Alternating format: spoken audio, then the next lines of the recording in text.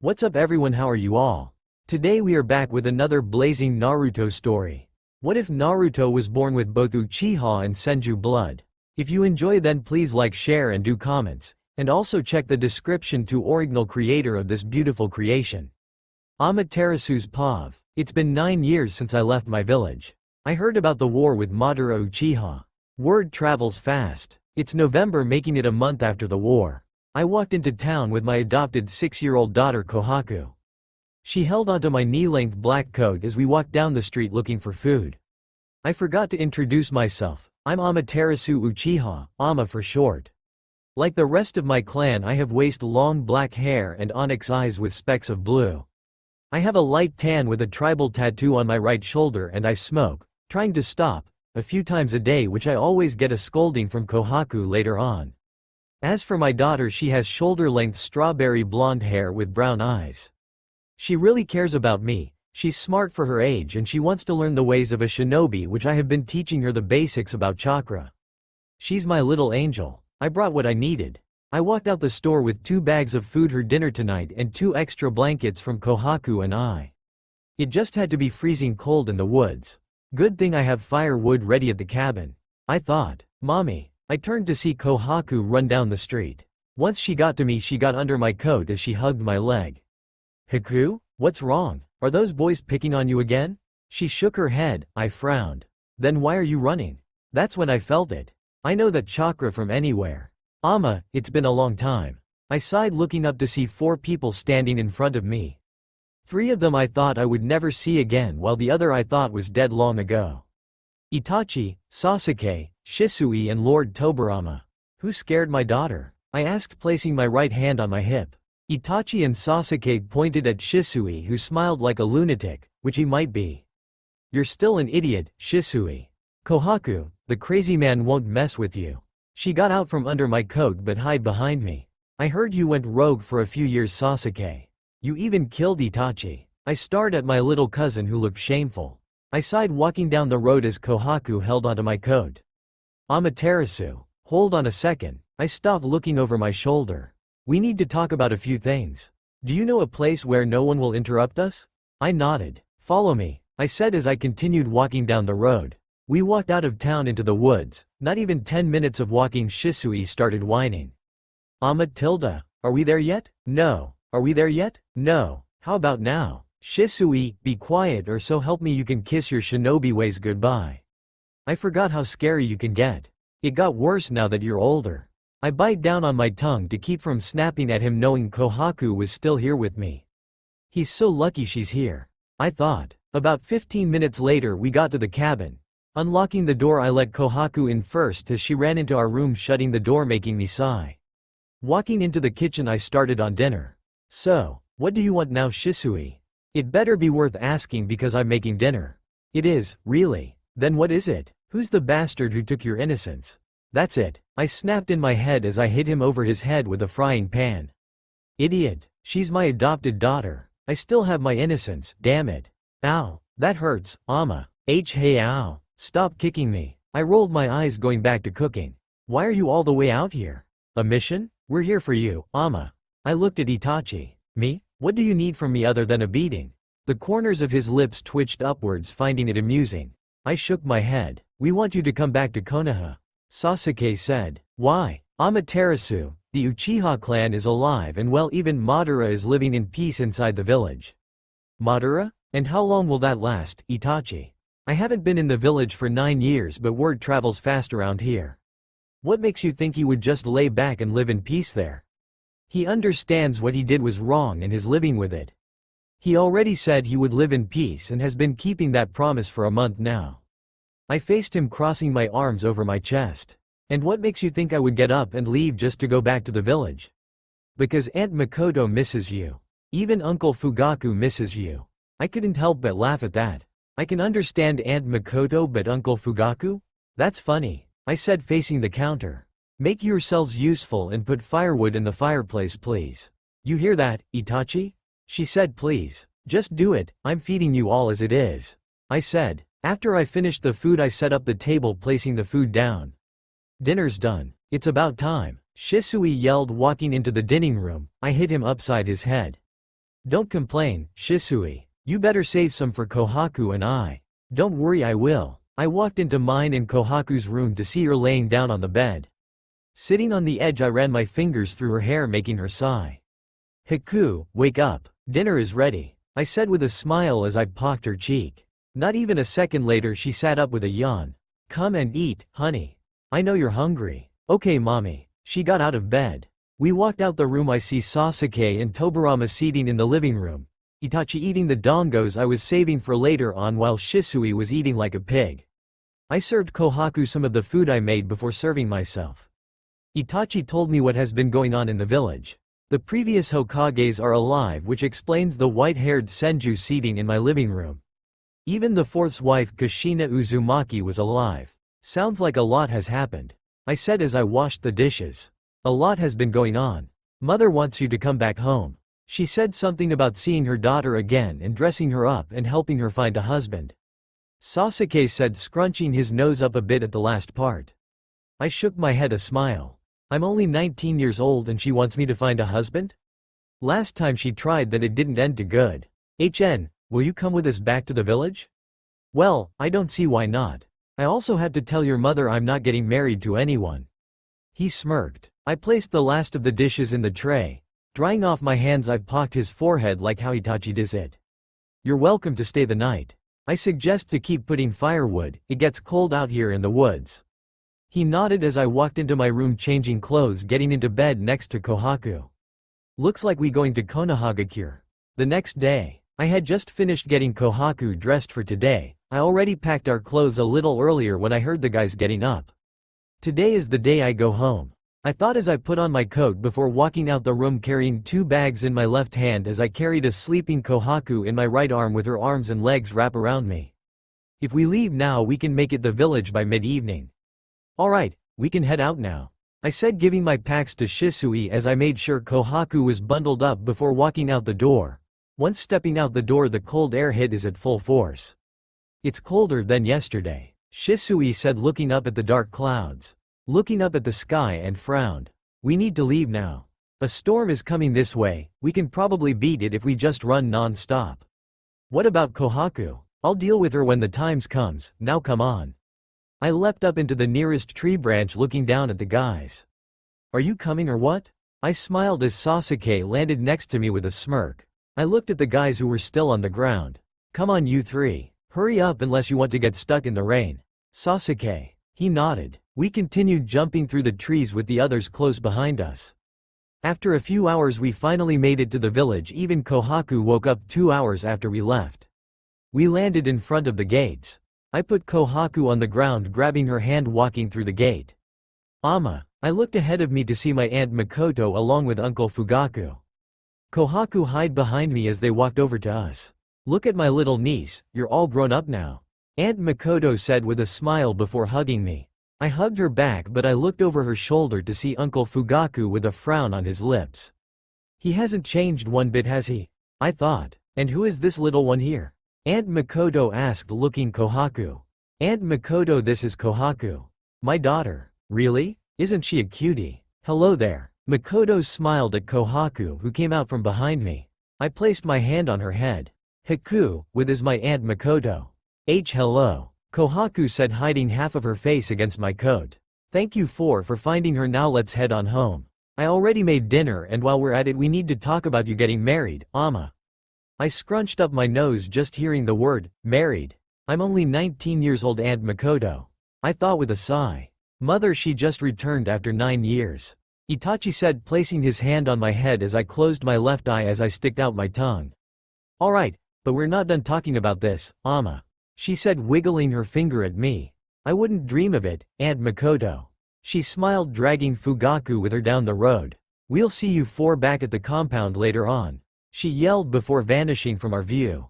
I looked around to find that Lord Tobirama was gone.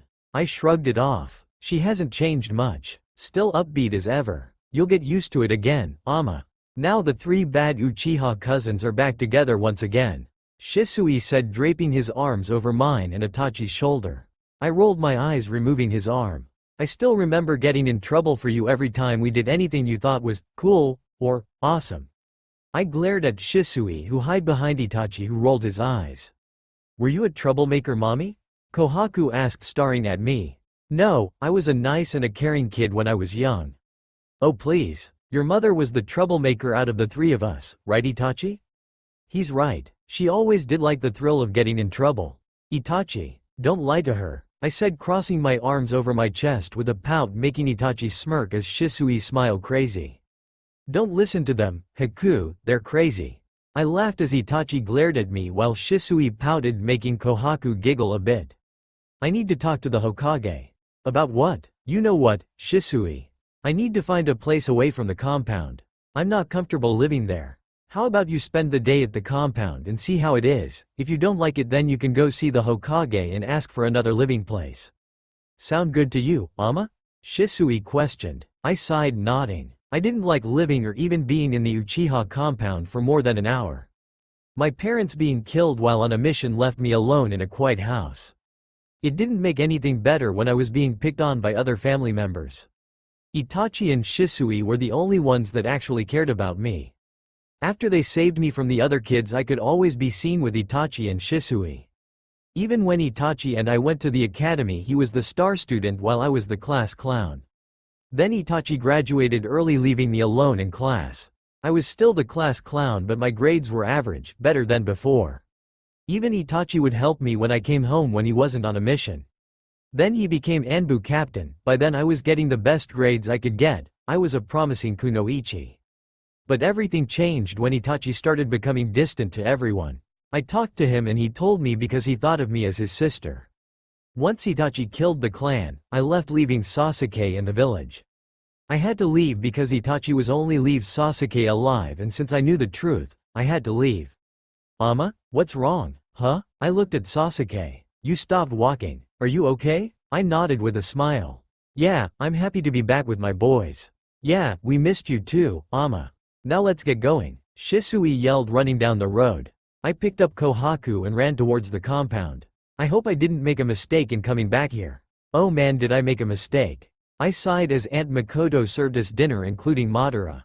Although out dinner she went on and on about suitors asking for my hand in marriage when I walked through the compound. I could tell Itachi, Shisui and Sasuke didn't like it one bit. Aunt Makoto, I'm not getting married. Marriage is the very last thing on my mind. I said finishing my food. I grabbed mine and Kohaku's plate walking into the kitchen. Washing the plates Aunt Makoto came in with more. Amaterasu, what's wrong? I can't stay in the compound, Aunt Makoto. I said looking at her. She sighed as she washed the plates as I leaned against the kitchen counter. I know you've been through a lot when you were young but you can't keep holding on to the past. I'm an outsider in my own clan, Aunt Makoto. I was bullied when mom and dad died. The only people that actually helped me were your sons and Shisui. I can't stay here. You're stubborn, just like your mother. You even have too much pride like your father. That made me smile. Well, I have no problem with you moving out. You're old enough to make your own choices but I'll only accept it if you take the boys with you. They need to get out of here too. I hugged her before running out the kitchen. Itachi. I ran over to my cousin who stared at me. When I grew closer to him I slowed down only for him to poke my forehead. I pouted rubbing my bruised forehead. Why do you keep doing that, huh?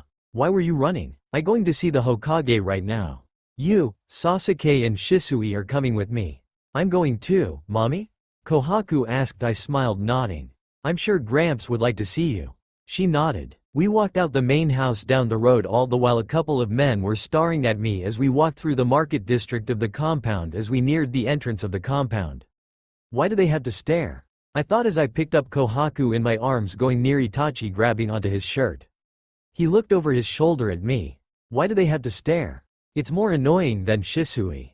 Hey, Amaterasu. I'm not annoying. Yes you are, Sasuke said walking beside me. See, you even made Sasuke think that I am. I did no such thing. He already knew you were annoying and an idiot. What you say you short brat? I let go of Itachi to glare at Shisui who hid behind Sasuke.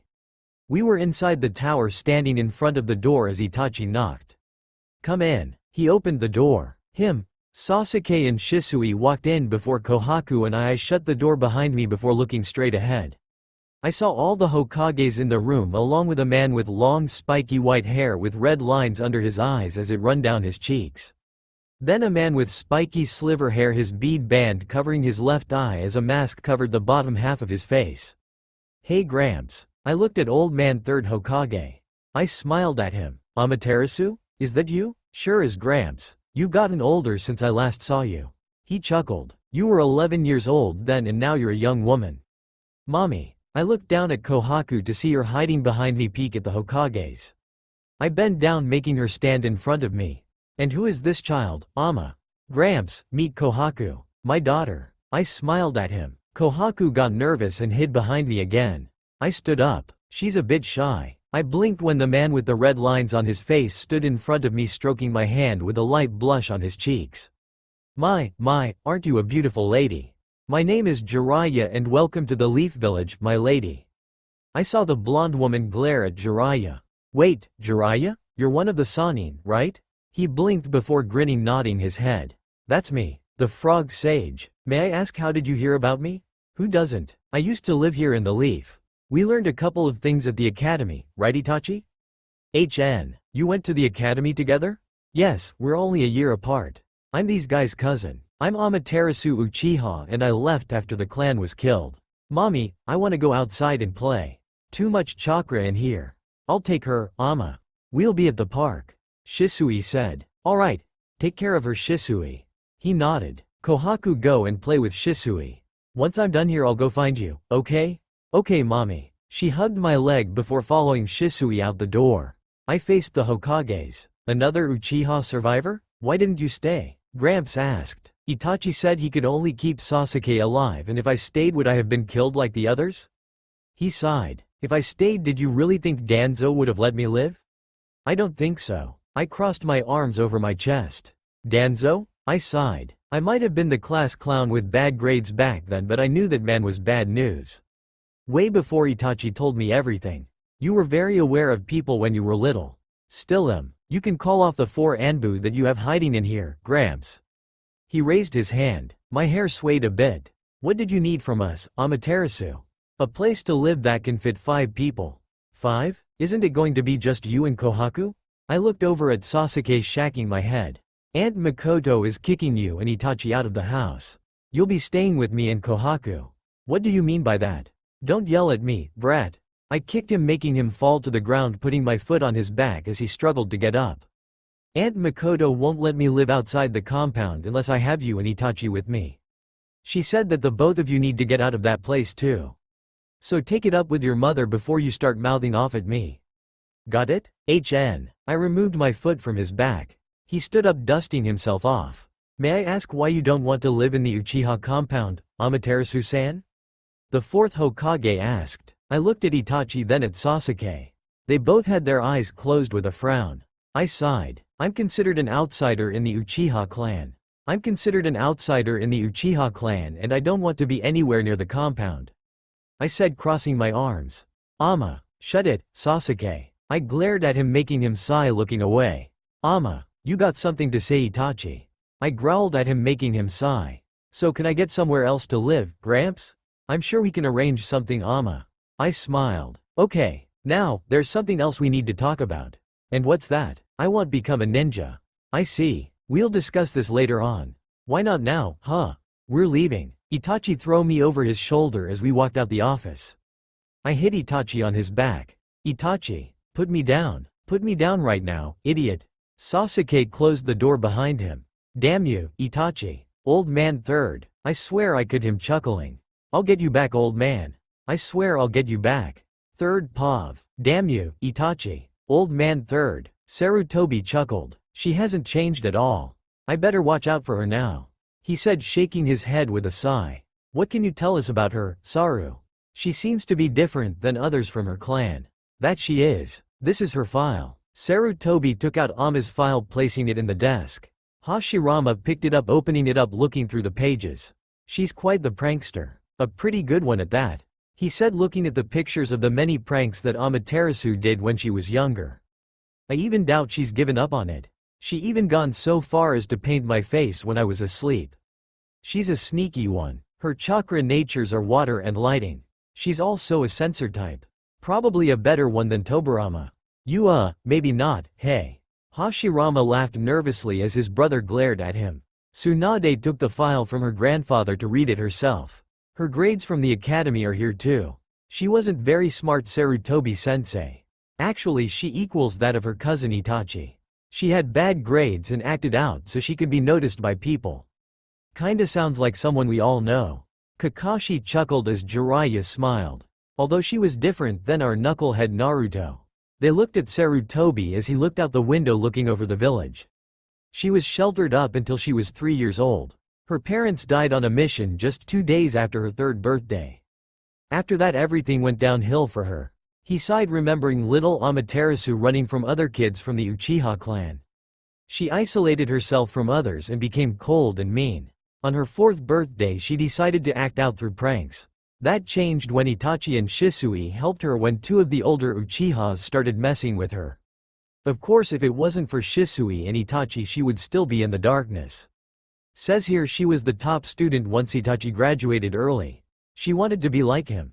To her, Itachi was her idol. Once he joined Anbu she cut down on the pranks to study. She would have passed through the ranks to get to Anbu. Maybe she still can. They looked at Minato. Hashirama nodded in agreement. She has to go through the ranks like everyone else. Tobirama said. She would have brother if it wasn't for the Uchiha massacre. And for the deal Itachi made. He only wanted Sasuke alive. With his brother, his former student and the 4th Hokage against him on this situation he sighed. Alright, then it's settled, Tsunade said. 1 month. We'll give her 1 month to train and I'll pick out who she will be fighting. She said with a smirk. She's not going to let Ama off easy. Sarutobi thought while shaking his head. With Amaterasu and the others. Itachi, put me down. Amaterasu yelled still on her cousin's shoulder. She growled giving up as she pouted. She looked around her to see women looking at her with envy and hated. She flashed her Sharingan at them causing their eyes to widen in shock. Amaterasu scoffed at them. She looked over at her little cousin Sasuke who was looking straight at her with amusement in his onyx eyes. Hey, Sasuke. She noticed how he rolled his eyes as a boy with blonde spiky hair, blue eyes and 3 whiskers on each of his cheeks. Sasuke, have you seen Kaka who's the girl? The blonde boy pointed at Amaterasu. It's not polite to point boy. Ama gave him a blank look before looking at Sasuke. Is he a friend of yours Sasuke? Somewhat. He's my teammate. Ah, I see. Hey, why do you make it out to be like we're just teammates? We're more than teammates. We're best friends. Believe it, the blonde said with a huge smile as he draped his arm around Sasuke's shoulder. What's your name kid? The name's Naruto Uzumaki, and I'm going to become Hokage soon. Believe it, he said pointing his thumb at himself. Amaterasu blinked before laughing. I like your friend Sasuke. He's pretty cool. I like that dream of yours kid. I'm Amaterasu Uchiha. Nice to meet you, Naruto Uzumaki. You're an Uchiha. He yelled causing Sasuke to glare at his friend. I'm Sasuke's and Itachi's cousin. Naruto blinked. What? You heard me. I'm their cousin, I just came back today actually. These 2 along with our cousin Shisui and Lord Tobirama. Really? Then did you come back alive like the rest of the Uchiha clan? No, I left when the massacre had ended. Naruto frowned glaring at the Uchiha woman. Why'd you leave in the first place then? Did you know how Sasuke was feeling? He was alone. He was alone. Naruto. Sasuke warned. I knew how he felt, Naruto Uzumaki. I know you have felt the same being a host of the 9-tailed fox. Yes, I know about you. How would you know how we feel? Huh? How can you possibly know how we felt? Naruto, that's enough. Sasuke yelled at the blonde. Itachi sighed placing Amaterasu on her feet. They were just a block away from the park with hardly anyone around. I know how you and Sasuke felt. Alone, confused, abandoned, scared and most of all anger. I know how you feel because I've been through it myself. I was a sheltered child until my 3rd birthday. Just 2 days after my birthday both my parents were killed on a mission. Since then I was picked on and bullied because I wasn't as strong as the rest of the children in the Uchiha clan, so I was constantly tormented by the kids in our clan. I was considered an outcast in the compound. Amaterasu rubbed her left arm before rolled up the sleeve to her elbow showing a deep jagged cut running up her arm under the sleeve. This is what they thought of me at the compound. Target practice. a doll to mess with and to beat up when they were bored. The rest of the scars I healed over time when I learned about medical ninjutsu, but I wanted to keep this one to show I'm not that little girl anymore. I'm stronger now than I was when I was little, she said, pulling down her sleeve. I'm more or less like you, kid. I was also the class clown and a huge prankster. You should have seen the one I pulled on Gramps when I was 6. I was proud of that one. She laughed, remembering the old man's face when he woke from his nap. She sighed, rubbing her head as she looked towards the trees. Are you going to come out or not? I know you heard everything I said. Out came the scarecrow himself, giving the woman an eye-closed smile. Sorry, I didn't mean to show up during your story, but I came to tell you that you have 1 month of training before you can become a ninja. Lady Hokage will be picking out shinobi for you to fight against. 1 month? That's fine with me. Who will I be fighting against? You'll find out in 1 month. She pouted, crossing her arms. Sasuke rolled his eyes at his cousin before grabbing her hand, pulling her with him as they walked to the playground. Sasuke? What's wrong? This time she rolled her eyes at him. Thank you for letting me know, she yelled, waving at him before turning the corner. She's interesting, your cousin. Yes, she is. All the more reason to keep her safe. It's been 1 month since I came to the village, and to find out I only had 1 month of training before getting the rank I want or what I deserve. Today is December 5th, and today I will be fighting against other ninja from the Leaf. I've been training in taijutsu, genjutsu and ninjutsu along with medical ninjutsu. So far I'm better than I was when I left the cottage a month ago. I sighed as I stood in front of the mirror in my room in my new house that Itachi, Sasuke, Kohaku and I moved into after a week of living in the village. Which means I had to sleep at the main house with Aunt Makoto, Uncle Fugaku and Madara. I didn't like it, but it's better than sleeping at the tower. Ama, we're going to late. I'm coming, I yelled. I walked out my room dressed in black stretch pants and a loose black long-sleeve shirt with the Uchiha clan symbol on the back with my blue ninja shoes. I ran downstairs into the living room to see both Shisui and Kohaku waiting for me by the door. It's about time you get out your room. We're going to be late. Yeah, come on mommy. I want to see the other ninja. Okay, we can go. With that being said, we walked out the house as we made it to the forest of death. I picked up Kohaku covering up her head as a John and let us in. Both Shisui and I quickly ran into the forest until we finally got to the center of the forest to see the tower where the Chunin exams take place. We landed in front of the doors of the tower and walked inside. I placed Kohaku down on her feet, pulling down her hood as we walked down the hall. A few minutes later they walked into an arena. We walked to the center of the room. You're a bit early, Ama. I turned around to see Old Man Third, the Fourth and his wife Kushina Uzumaki along with Tobirama. Blamed Shisui Gramps. He shook his head as he took a puff of his pipe. I looked down at Kohaku to see her looking at the old man with a frown with her arms crossed. Smoking is bad for you, ya know. I sat down cross-legged on the floor with smile as Haku continued to scold the old man. While she was busy with him, I took out my pack of smokes and lighter. Mom, I looked up at Kohaku to see her pouting at me besides Shisui. I light up the cigarette, putting the pack and leader away in my pouch as she glared at me as I blew of a cloud of smoke. I smiled at her, waving her off, which caused her to run at me. She slowed down when I raised my hand and pocked her on her forehead, making her pout, rubbing the spot I had pocked her. You can scold me later on, okay? She crossed her arms, turning her back towards me. I chuckled at her. Well, when did you start smoking, Amaterasu? Last year on my birthday. Why? I asked, looking at Shisui as I took a long brag before exhaling it. He motioned behind me with his eyes. I looked up to see Itachi staring down at me with a raised eyebrow, and being me I quickly stood up, jumping at him, wrapping my arms around him. Itachi, I thought you were on a mission? I said, letting go of him. He looked between me and the cigarette that I placed in my mouth once I let him go. What, going to scold me too? He shook his head with a small smile. You're old enough to make your own choices, Ama. He ruffled up my hair with a chuckle when he saw me glaring at him. I swatted his hands away as I fixed my hair, but did it again. Will you stop that, Itachi? Come on, Itachi, quit it. He kept messing with my hair just like when we were kids. Always gotta mess with my hair. I moved away from him, fixing my hair up again as he looked at me amused. I finished my cigarette quickly after that. Amaterasu. Huh, that sounds like Hey. Whoa. Before I could turn around or move out the way, I felt arms wrap around me from behind, lifting me up as the person hugged me. Naruto. Put me down, you knucklehead. I looked over my shoulder to see him with a big smile on his face as he laughed. A week after I met Naruto, he apologized for what he said, but I told him he didn't need to, but he wouldn't take no for an answer. I told him I would accept his apology if he would help me train and pull pranks with each other. He agreed and we've been close even since. Ama, you're here early. Yeah, Shisui wanted to get here early for some reason. Oh, Shisui tilde. We both cringed at the sound.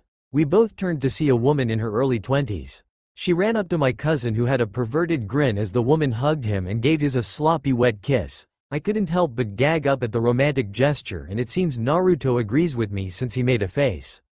The woman was a little taller than me, so around 5 feet 5 or 5 feet 6, her face caked with makeup. She has short black hair, blue long sleeve shirt with the neckline making a V shape showing off her rack, and with shorts on that's way too short and heels.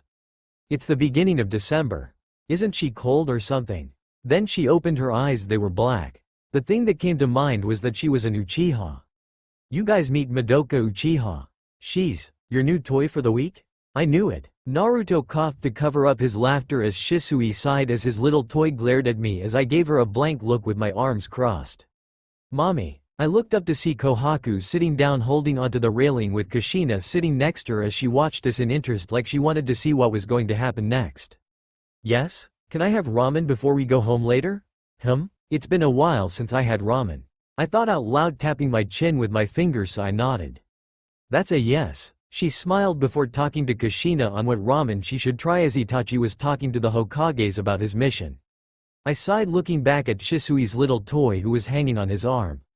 Naruto. Sakura-chan. Sasuke. I turned to see my cousin getting pulled by a pink-haired girl with a purple diamond in the center of her forehead. Sasuke, I didn't know you have a girlfriend. Why didn't you tell me?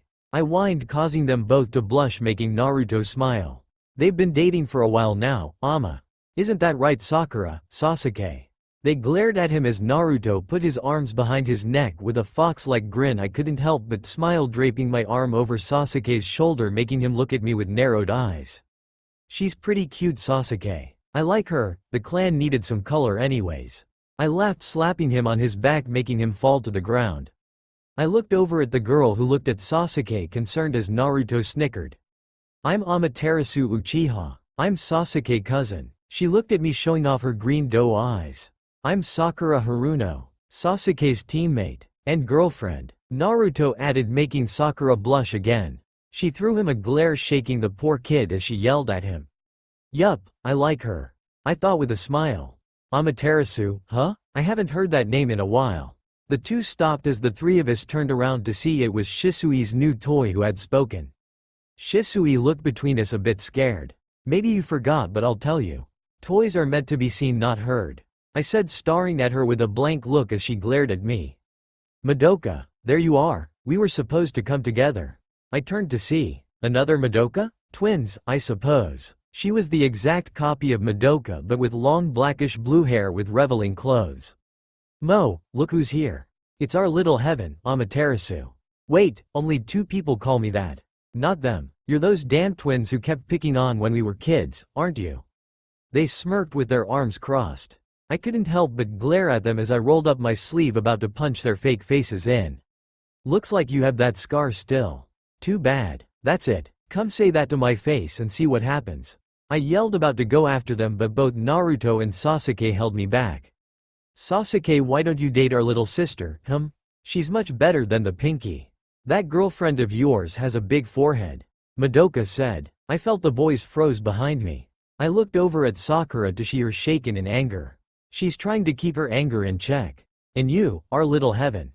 Madoka started off as I glared at her. I bet you can't even get a boyfriend, let alone a date, huh? You and the pinky probably have things to talk about on your sense of fashion. Mo finished off. That is it. Come say that to my face. Sakura and I both yelled in union. Naruto held me back while Sasuke held Sakura back. What's going on here? It's too damn early for yelling. We looked up to see Hashirama and Tsunade, who looked like she has a hangover. Lady Tsunade, Sakura said. Noticing that we calmed down, both Naruto and Sasuke let Sakura and I go. We looked at her as she stared down at us, probably thinking this was a waste of time.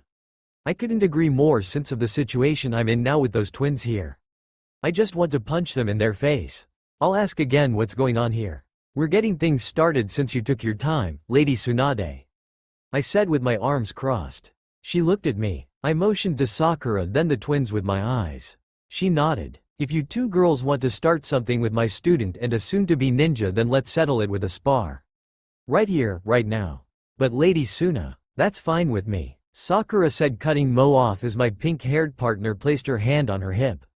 What about you, Ama? This is your test in the first place. Tsunade asked with a smirk as if she knew my answer. It doesn't matter to me, Lady Tsunade. They won't be considered as a warm-up for us, I said as both Sakura and I took out glove, but mine were black fingerless gloves. We faced the twins. We're not even ninja, Lady Tsunade. Madoka yelled, making me roll my eyes.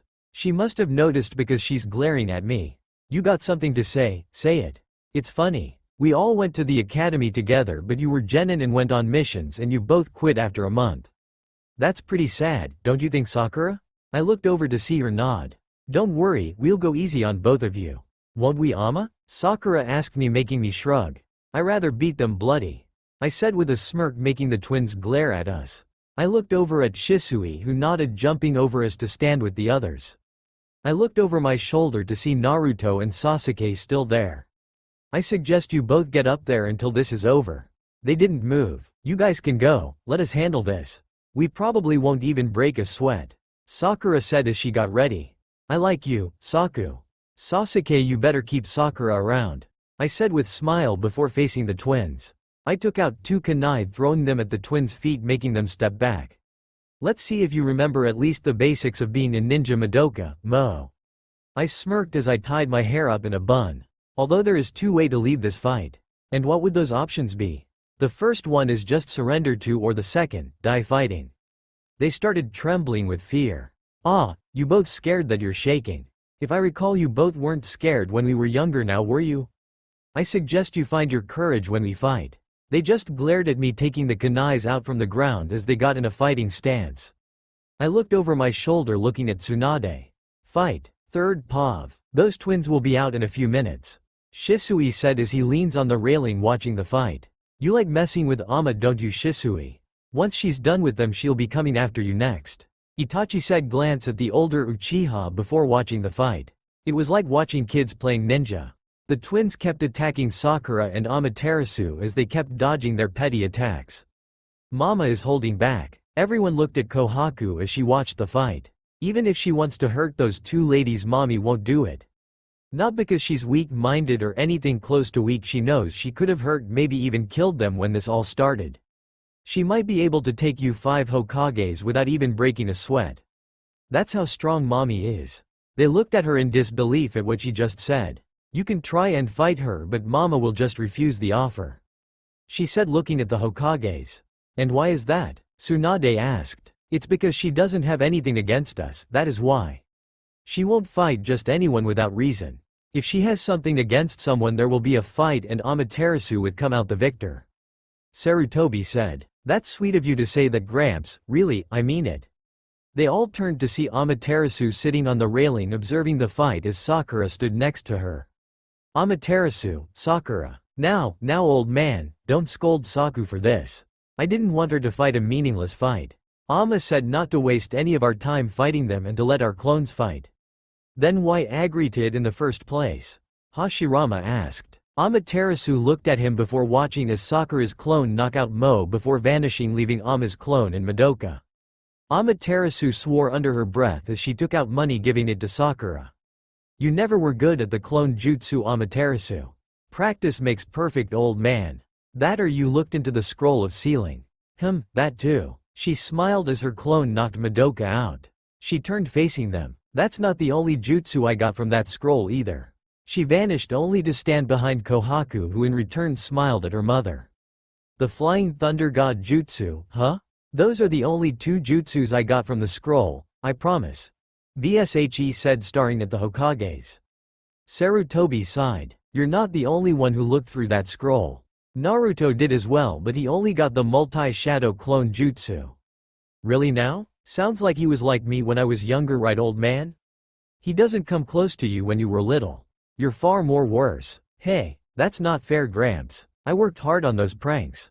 Yet they don't even come close to her pranks, Naruto. Guess I have upped my game a bit, huh?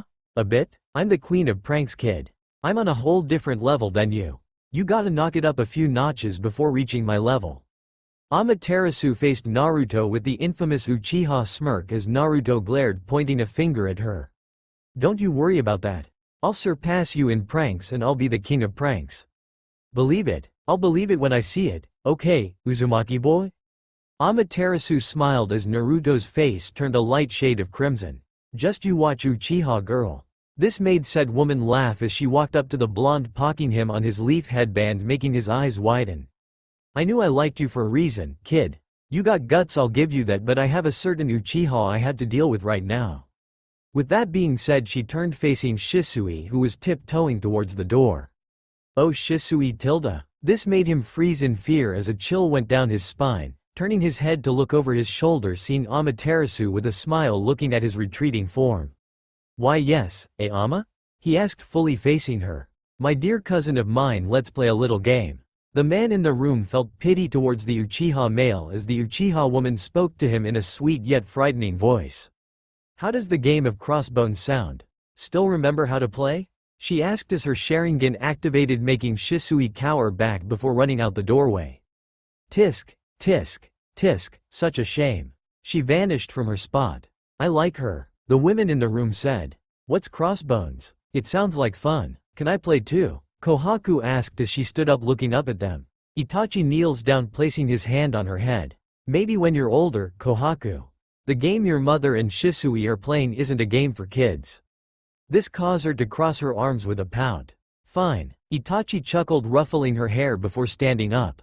Ah, a girl-like scream could be heard throughout the building. Was that Ama? That was Shisui, Sasuke said with a bored look on his face as Sakura stood next to him while Naruto had a scared look on his face. Stop being a coward and facing me like a man. That was Amaterasu. She's always been a bit more dominate than men, Itachi said. Not a minute later, Amaterasu walked through the doorway with a smile.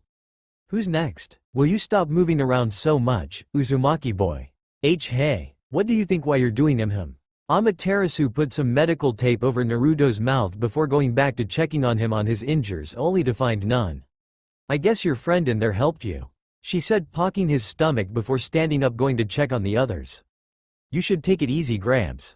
I know those bones of yours are probably screaming at you right now. She smiled as Sarutobi gave her a look before she started healing the minor scratches she inflicted on him. You're lucky I took it easy on you. It didn't feel right fighting an old man. This earned her a whack on the head from said old man. Grumpy old man, she mumbled as she finished healing the last of his injuries. At least you've learned medical ninjutsu, Ama. I had to learn it sooner or later, especially with a child no less.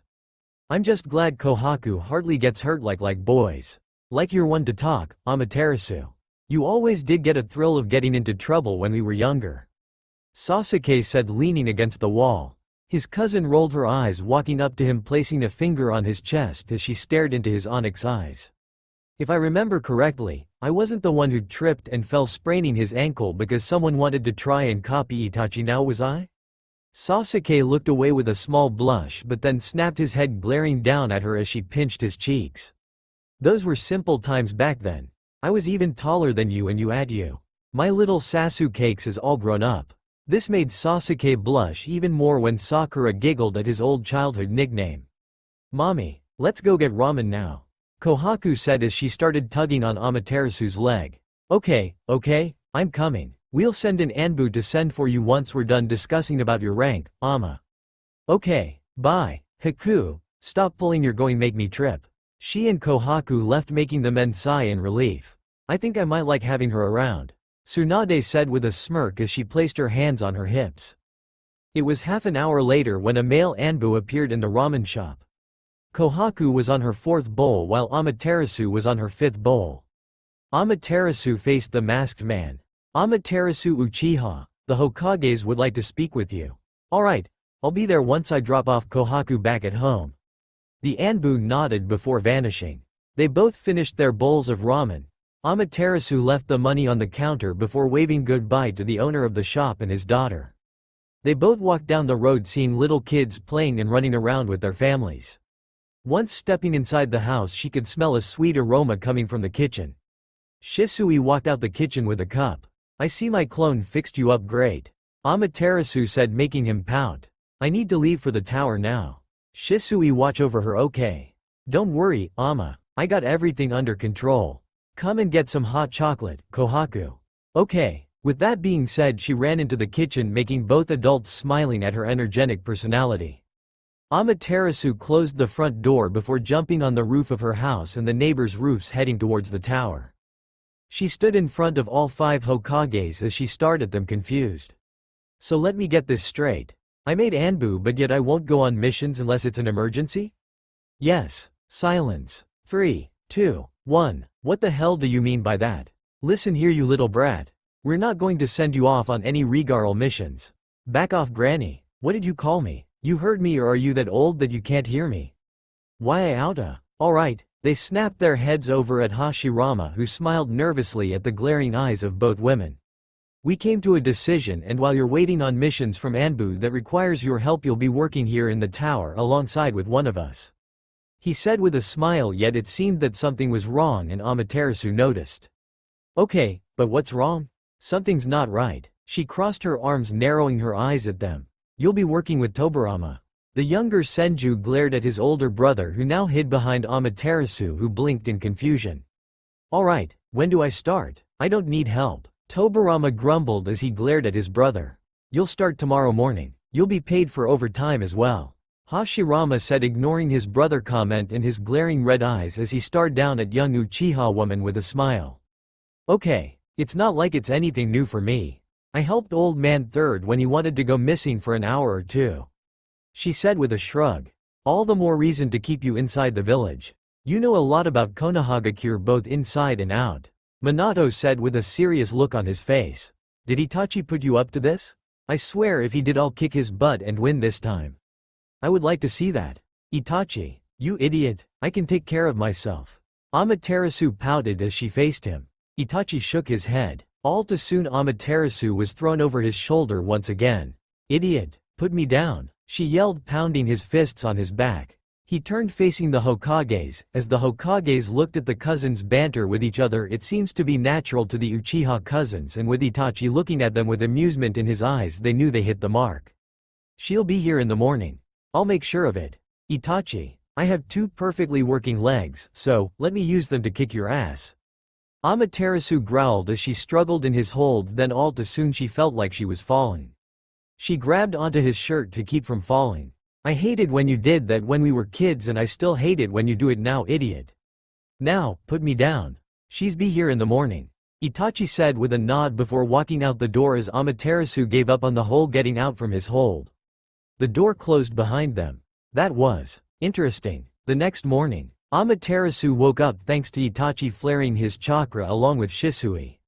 They need to stop that. I'm up, damn it," she groaned, sitting up in her overly large bed. She sighed, running a hand through her hair before throwing the covers off of her, heading straight to her bathroom. Once done, she dried off, wrapping her towel around her before walking into her room.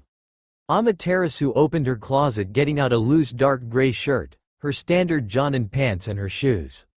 She placed them on her bed before walking over to her dresser, getting her undergarments.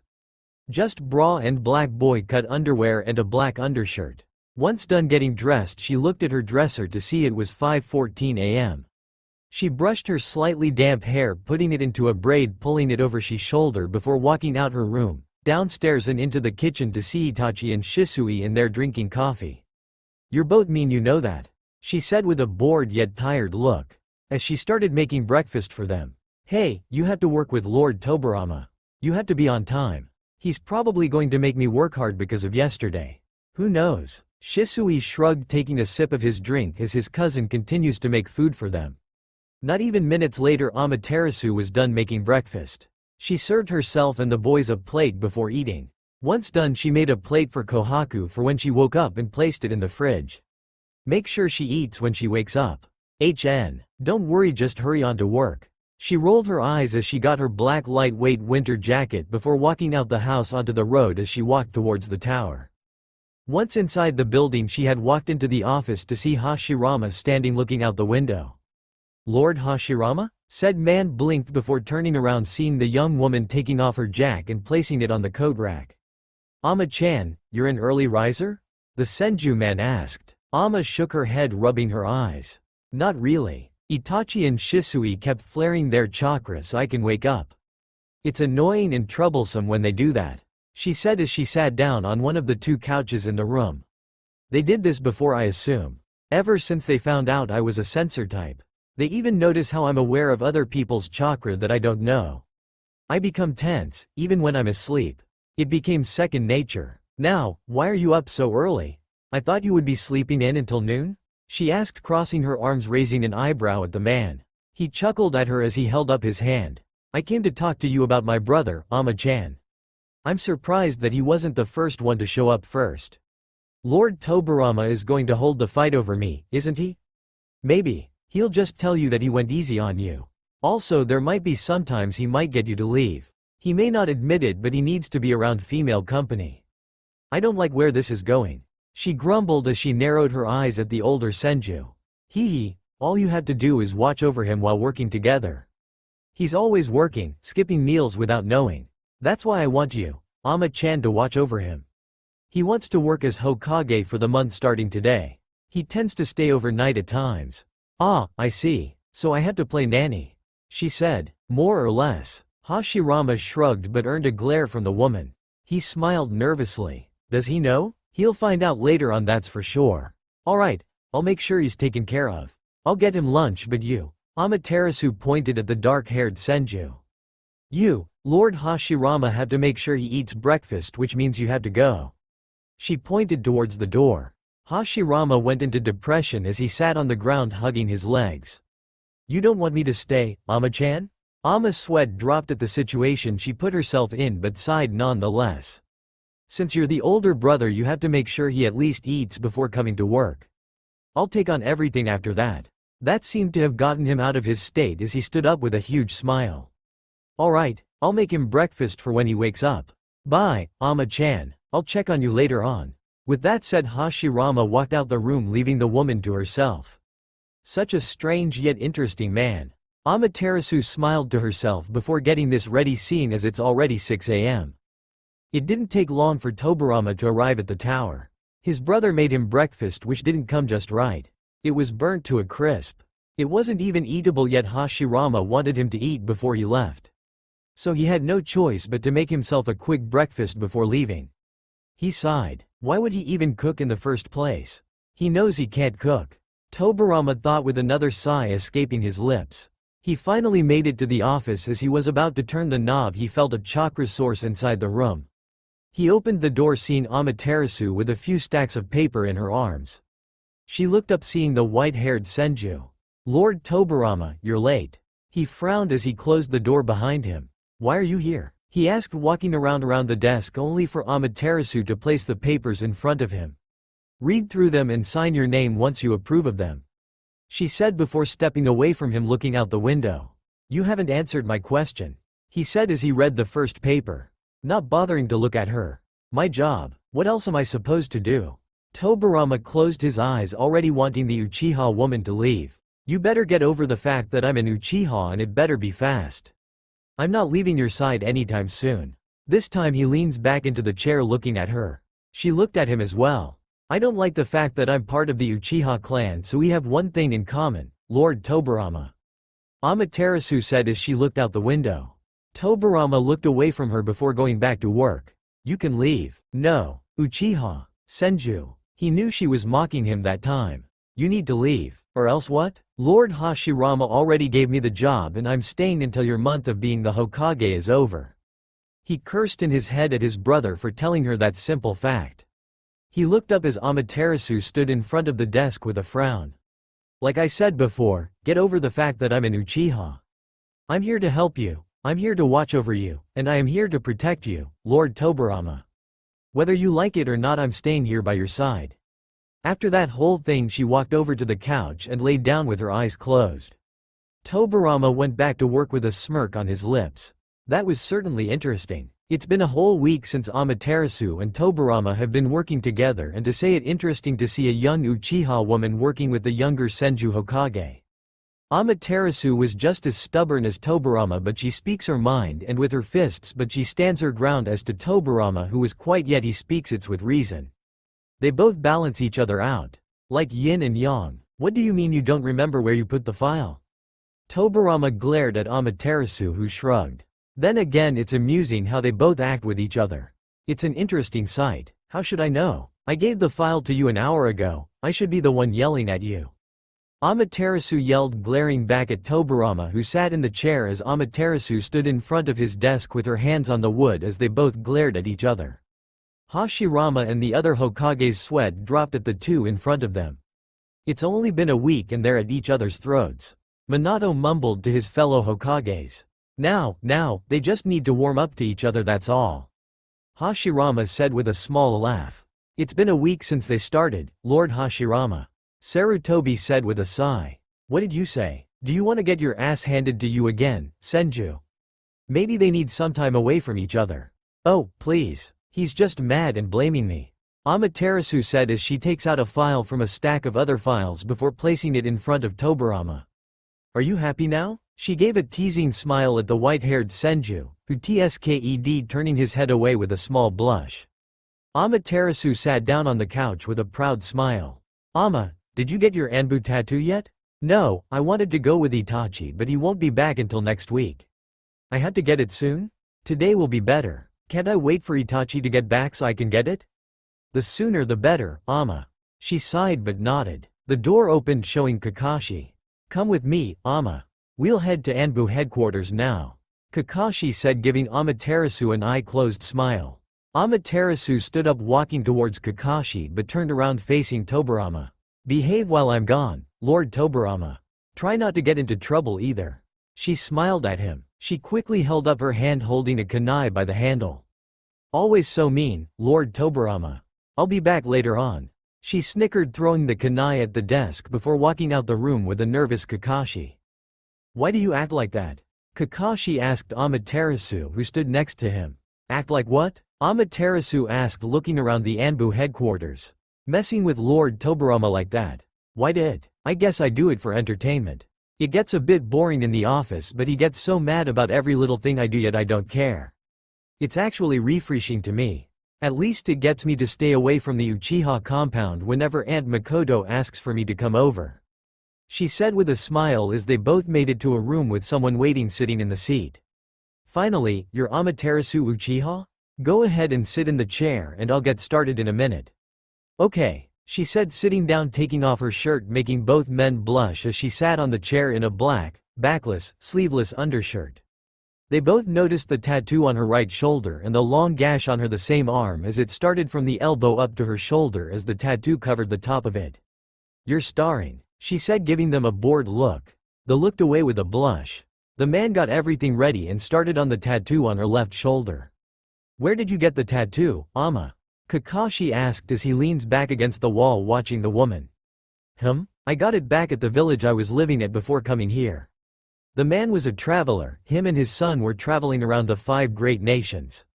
And the scar? Weren't you there when I told Naruto?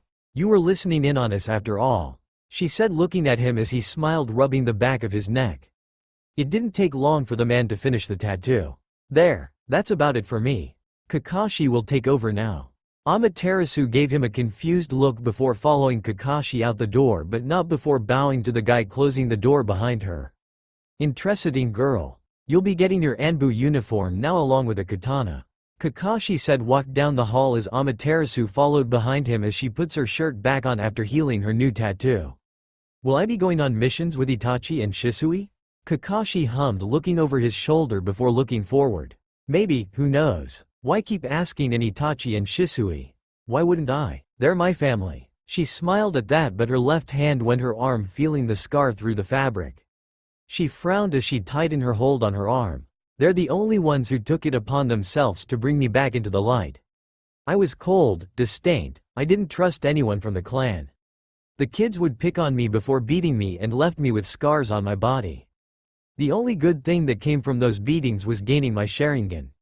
She ran her fingers through her hair. It was Itachi and Shisui who taught me how to use the Sharingan. I look up to them, just don't tell Shisui. He already has a huge ego as it is shit. Kakashi turned around to see a smirking Shisui standing in the hallway in nothing but a towel as Amaterasu turned around. Shisui, put some damn clothes on. But Ama-chan, you look up to me.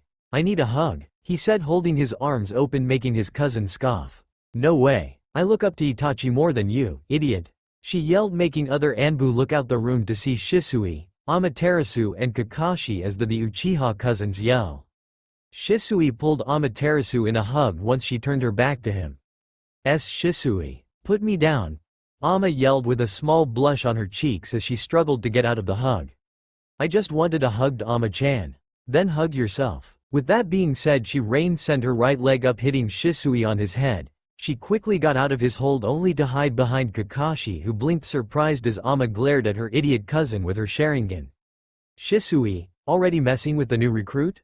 A voice said from behind him. By then Amaterasu has deactivated her Sharingan as Shisui turned around only for the towel around his waist fell onto the floor. Amaterasu's face was as red as a tomato as she hid her face into Kakashi's back.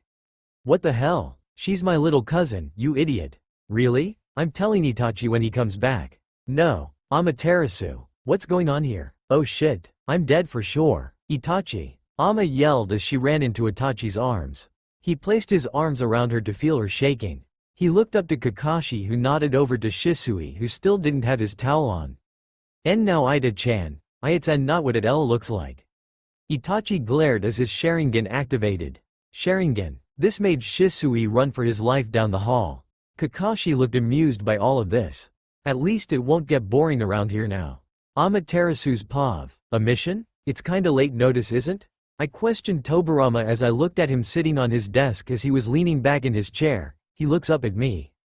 I'm aware of that, but it seems that rouges are being seen a lot more now than last month, so I'm sending you on this mission. A solo mission, or is someone coming with me? Kakashi Hitaki will be going with you as it's your first mission. You're worried about me going alone, huh? I smiled, poking fun at him. After working together for 5 weeks, we finally settled down since I kicked his butt again. He scoffed, crossing his arms with his stoic demeanor I knew all too well. It's to make sure you don't try anything that could cost the mission. That, and you're worried about me. Admit it, Lord Tobirama. You'll miss me while I'm away. How long will it take, anyways? I asked, moving a stray hair from my face as I took the scroll from him as I crossed my left leg over my right, reading the scroll. With you and Kakashi-san, hopefully it'll take a week or less. Want us to bring at least 1 or 2 back while we kill off the rest? I asked, closing the scroll as I looked at the white-haired Senju in front of me. That would be the wisest choice to do, and with your Sharingan you can knock them out quickly and return back safely. See, you are worried about me. I laughed as his cheeks started getting a pink tint. I was actually happy that I was one of the 2 people, the other being Hashirama, who could get some kind of reaction out of the stoic man. You don't have to worry about me, Lord Tobirama. I told you already I won't leave your side, but seeing as I am for a while, I promise I won't be long. After all, you can't run this place with me helping you out. I said, hopping off the desk as I stood looking out the window. I better go and get ready for the mission tomorrow. I'll be back soon. I yelled, running out the office before grabbing my jacket. The whole time I was away I had gotten my kunai and katana sharpened ready along with my Anbu uniform and wolf mask. It took half an hour for that before I went back to the tower. I knocked once before opening the door. I'm back. Did I interrupt something? I asked as I saw Tobirama standing up from his chair as Hashirama and Madara stood in front of the desk. I closed the door behind me before making my way, standing in front of all 3 men with my hands on my hips. Tobirama sighed, sitting back down in his chair, pinching the bridge of his nose. Hashirama just stood up straight with a smile, a nervous one. As to Madara, well, he was stoic as ever. Well, what's wrong? Nothing. Really, Ama-chan, you're lying. Spit it out or I'll make you. I said, which caused the older Senju brother to hide behind Madara, who in return looked somewhat amused by my threat. Ama, I heard Tobirama call me. I turned to see a frown. I tilted my head slightly to the side in confusion. It seems there's a change of plans on the mission. Like what? There seems to be 2 people helping the Rouges and they both have the Sharingan. That can't be right. All Uchihas are here in the village, so how can that be possible? You're right about all Uchihas are here but 2 are missing. Itachi tells me you knew them well. Madara said as I looked over at him. Only 2 are not in the village and I know them. So what you're trying to say is that my parents are working alongside these Rouges? There might be a chance, yes. Can you still go on this mission, Ama-chan? Hashirama asked. I placed my hand over my right arm as I clenched my teeth. I turned around walking over to the door. My parents died 2 days after my birthday. I don't even remember what they look like I want to remember anything like that. I shrugged as I placed my hand on the doorknob. I'll bring them back to the village and take them to the T&I building when we return. So don't worry about me on this mission. I'll see you when I get back. I opened the door raising my hand in the air before the door closed. I walked out the tower walking down the road heading back home. It was finally time to leave. Sasuke will be watching over Kohaku as seeing both Itachi and Shisui are on a mission since 3 days ago and will be meeting Kakashi and I later on. Ready to head on out? Kakashi said as we stood by the gates. I sighed with a nod as we placed our masks over our face. Did you really think we let you leave go without saying goodbye? I turned around to see Naruto, Sasuke, Sakura along with Old Man Third and the Hokages with Aunt Mikoto, Madara and Kohaku. What? All this for me? I feel so loved. I smiled placing my mask off to the side on my face. We wanted to see both you and Kakashi-sensei off before you left. Sakura said. This is your first mission after all. Kakashi will be there to help if anything happens. Minato said with a smile. Sensei. Mommy, you forgot this at home. Kohaku said pulling out a red scarf making me blink a few times. I don't remember having one? That's because my dearest little brother Tobirama got it for you, Ama-chan. Hashirama said with a smile as Tobirama glared at him. I looked at Kohaku to confirm it. She nodded with a smile giving me the scarf. I bent down to her height getting the soft red material wrapping it around my neck. I want you to behave yourself while I'm gone, Kohaku. Sasuke will be watching over you. Okay mommy. I'll be good but no smoking.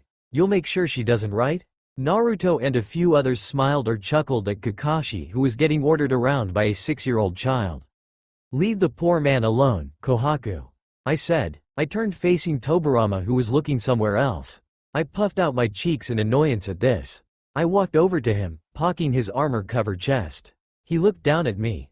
And you, Lord Tobirama? He raised an eyebrow in question. Stay out of trouble while I'm gone. After all you did need my help in the first place. At this he rolled his red eyes at me before turning around walking away, probably heading to the tower. Well, we better head out. I said placing my mask back over my face and making sure the scarf was wrapped around my neck tightly so it wouldn't fly off while running. Be safe Ama and come back so we can have dinner. I'm not marrying anybody Aunt Mikoto. I flatly said. Why not? I want to see kids running around. I have a daughter already. How about you get Sasuke and Itachi to start a family? I could feel Sasuke's glare making me smile even though he couldn't see it he knew I was. We're going now. With that being said we disappeared from in front of them to appear in the forest. As we ran through the trees I traced the seal on the inside of the scarf that Tobirama had placed on it. Silly Senju. You don't have to worry about me. Itachi and Shisui had finally caught up with Kakashi and I while we were taking a break after running for 2 days straight. That was yesterday and right now we were in a town where those Rouges were hiding out. We had changed into civilian clothing and suppressed our chakra to equal that to a regal civilian. So they all live in the outskirts of the town's wall. Shisui said. Yes, from what I gathered from the bar, the guy said there's a 70% more increase of Rouges joining up than a month ago.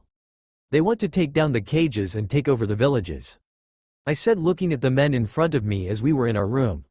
Yeah, had to share a room. They would give up their lives for something they know that can't happen. There has to be something else behind this whole thing. Kakashi said taking in every information that was laid out. Well, theirs is something else. We looked at Itachi. Like what? I also heard the same thing as Ama told us but I had used the Sharingan to gain some useful information.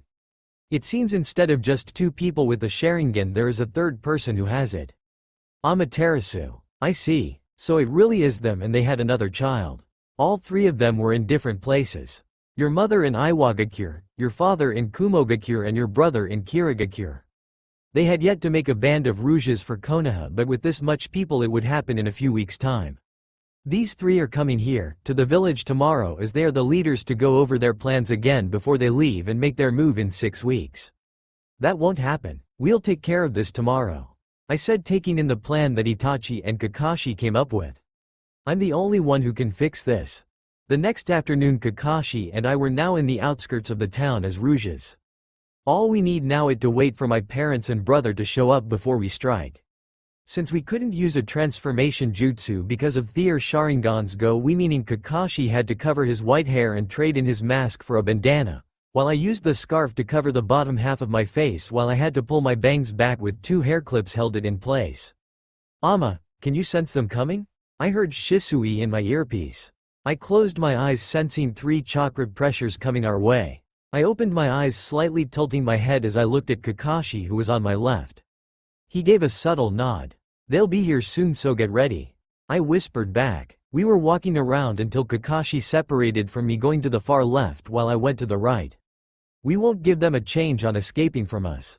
They're here. Keep an eye on them," I sighed, rubbing the back of my head. "Hey." I turned around to see my parents and little brother. "I haven't seen you around here before. Are you new?" my mother asked. "I am." "That's good to hear. Your eyes, they're like mine." My hand went to my eyes. "Well shit. My grandmother said I got them from my father." "I see. How old are you?" "I'm 19. Any family members that are living?" "None." "Any children?" "No." "You've grilled her enough, Midori. I'm Tadashi and this is our son Raiden. It's wonderful how big this place is getting crowded with Rouges since the last time we came. Isn't it?" "It sure is. What is your name?" "My name is Yuko." "Yuko, I've been looking for you." I turned around to see Kakashi walking over to me with his hands in his pockets. "Ichiro, I see that you're busy, Yuko-san. We'll see each other really soon," my father said. They walked past us, but I saw that Raiden flashed his Sharingan at us before following our parents. I shook my head amused before looking up at Kakashi. "Reminds me of Sasuke a bit," he said with a chuckle. "You're not the only one, Ichiro." "Of course not, Yuko." Alright, we get it. Don't get too comfortable with our little cousin Hitaki," Shisui said in the earpiece. "Idiot," I mumbled. An hour it took for them to explain about the plan that will take place in 6 weeks. The first village they will strike first is Kumogakure, Kirigakure, then Iwagakure. "What about Sunagakure?" We finally decided on who will be in charge of the group for Sunagakure. "There we go. There must be a large amount of Rouges there too. We have chosen Yuko and Ichiro." I blinked in surprise at this.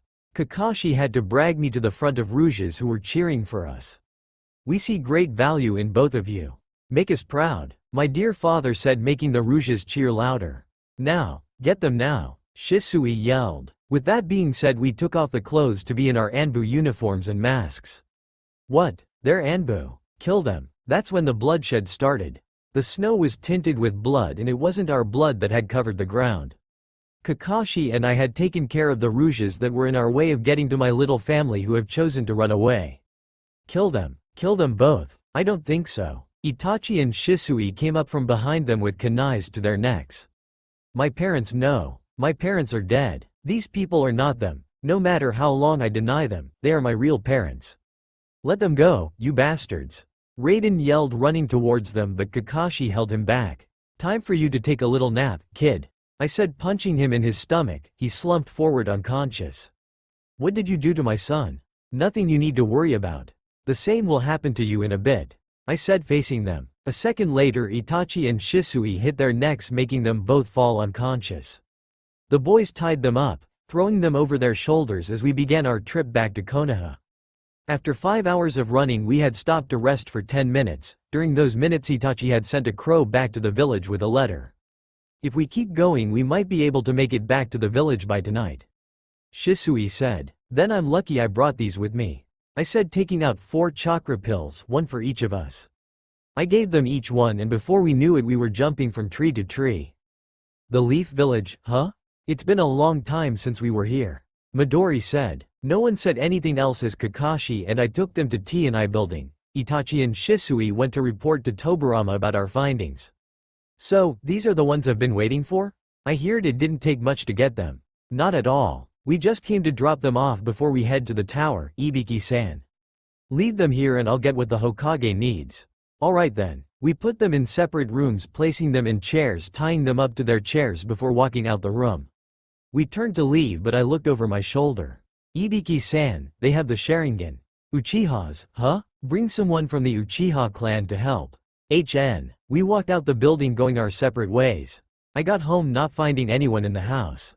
I took a shower, ate, then left to the tower in a long-sleeve navy blue kimono top with black stretch pants and with a red scarf. I jumped from rooftop to rooftop. I opened the window of the office, jumping inside, closing the window. I turned around, seeing Tobirama asleep. Well, I thought I'd never see the day the second Hokage asleep while on the job. I thought with a smile. I looked at the desk to see a note for me. I picked it up, opening it. Ama, I went down to the T&I building to help Ibiki-san with your parents and brother. Watch after Lord Tobirama. Lord Hashirama put something in his tea to make him go to sleep. He'll be up in a few hours, so don't worry. I'll come by and check on you after I'm done. Itachi. I sighed, burning the note. I ran a hand through my hair, staring at the white-haired Senju. Might as well lay him down. I made 2 clones, one to help me while the other went to get a blanket from Hashirama. I took off the armor, putting it to the side of the couch. I laid Tobirama down on the couch and placing the blanket over him. I cancelled the jutsu and went to work, seeing as there's 2 stacks of paperwork on the desk. I swear, couldn't Hashirama wait until his brother was done? 2 hours. That's how long it took me to sort through the papers on the desk. Tobirama is still asleep. Itachi stopped by and brought some food from the house for me. Sleepy, I'm so sleepy. I guess coming back when it was barely 11 p.m. wasn't a good thing for me, and I go to bed at 10 p.m. Now it's 1 something in the morning and I'm falling asleep while smoking, which isn't good.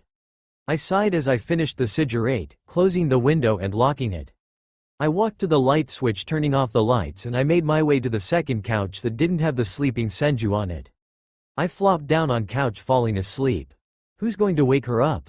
Not me. I still remember how she is when she gets up. How does she get when she wakes up? Let's just say she's not Little Miss Sunshine. I groaned, rolling over on the couch, covering my eyes from the sun. Ama, it's time to get up. The voice said as I felt someone shaking me. Go away. I'm sleepy, I said, swatting the hand away. There's dango waiting for you at home. Go away, I'll get some later. What about the ramen? There's ramen too. I turned over, opening my eyes to see Shisui, Hashirama and 3 others behind them. I sat up on the couch, rubbing my eyes and running a hand through my hair. I stood up, grabbing a hold of my cousin and the first Hokage by their collars as I glared at them both with my Sharingan. When I'm asleep, you leave me alone. It's bad luck to wake a woman from her sleep. Got it? They nodded their heads. I let them as I was going to lay back down on the couch when someone picked me up in their arms. You can sleep back at home, Ama. Fine, but there better be dango and ramen ready when I get up again, Itachi. I said, laying my head against his shoulder, going back to sleep. The last thing I heard was him chuckling. The next day I was back in the office doing nothing. Don't we need to hold a meeting with the other village leaders? I mean, their village is going to get an army of rouges at their front gates. I looked at Tobirama, who was looking out the window as I sat on the desk. I sent messengers an hour before dawn. Okay, I see you didn't drink your tea. Afraid you might knock out again, Lord Tobirama? I said in a teasing voice. He glared at me from over his shoulder. I had my hands up in front of me. Hey, you can't blame me for it. You're the one who didn't know until it was too late. He continued to glare at me. Why are you here, Uchiha? I supplicate you to be at the T&I building with your family. He said, looking at the village. I could see his reflection in the glass. He was watching me. I scoffed. I have no family, Lord Tobirama. My mother and father are dead. As for the boy, I don't really care. What if they are your family? What would you do then? Nothing. They are rouges and they deserve to be killed for what they were going to do and for what crimes they have done before reaching this point. They are not of any of my concern. He turned around, standing in front of me as both of his arms were on either side of my thighs, caging me in. His face was near my own, but was enough space between us both. Are you really that heartless to see your mother, father and younger brother die if it comes down to it? He asked, looking in my eyes. I looked into his red orbs, not caring about what he said.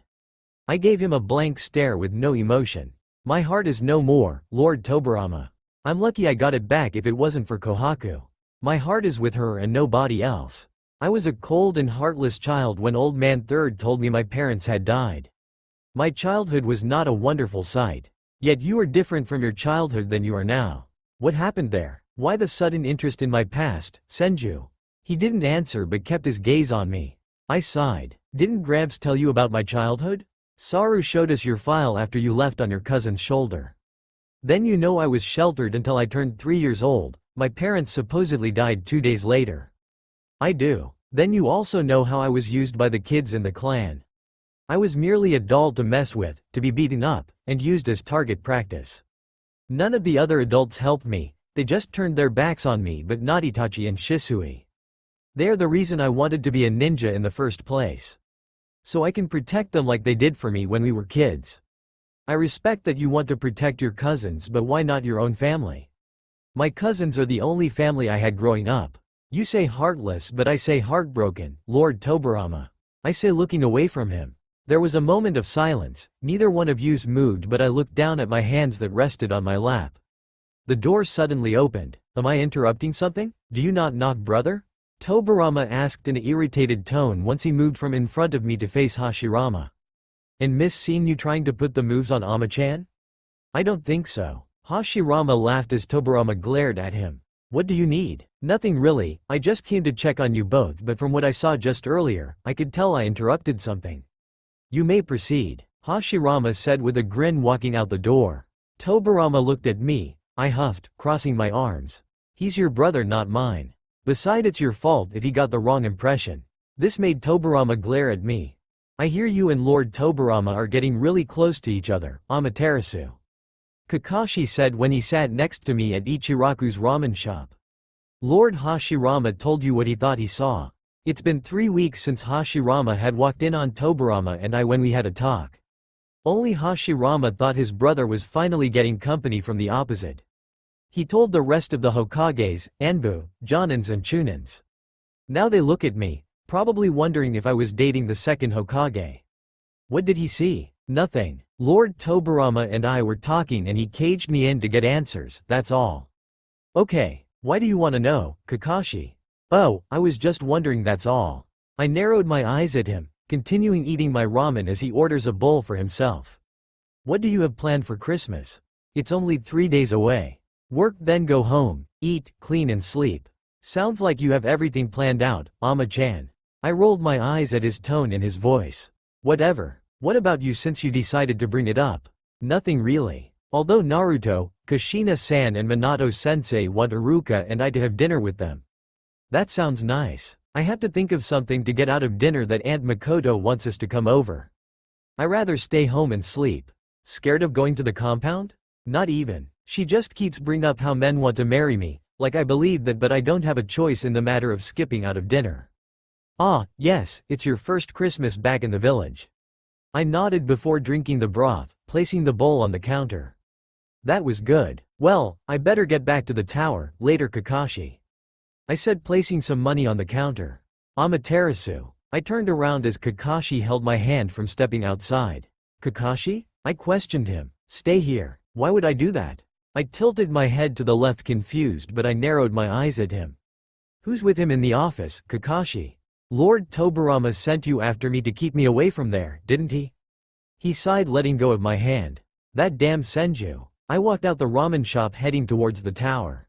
At the Hokage tower. You damn Senju. How dare you send Kakashi to stop me from coming back here? I yelled as I kicked the door open with my foot. I glared at the white-haired Senju who groaned, pinching the bridge of his nose. If you want to stop me, then do it yourself instead of sending someone else to do the damn job. I yelled, standing in front of the desk, glaring at Tobirama. Ama-chan. I blinked, turning around, seeing the rest of the Hokages along with my parents and little brother.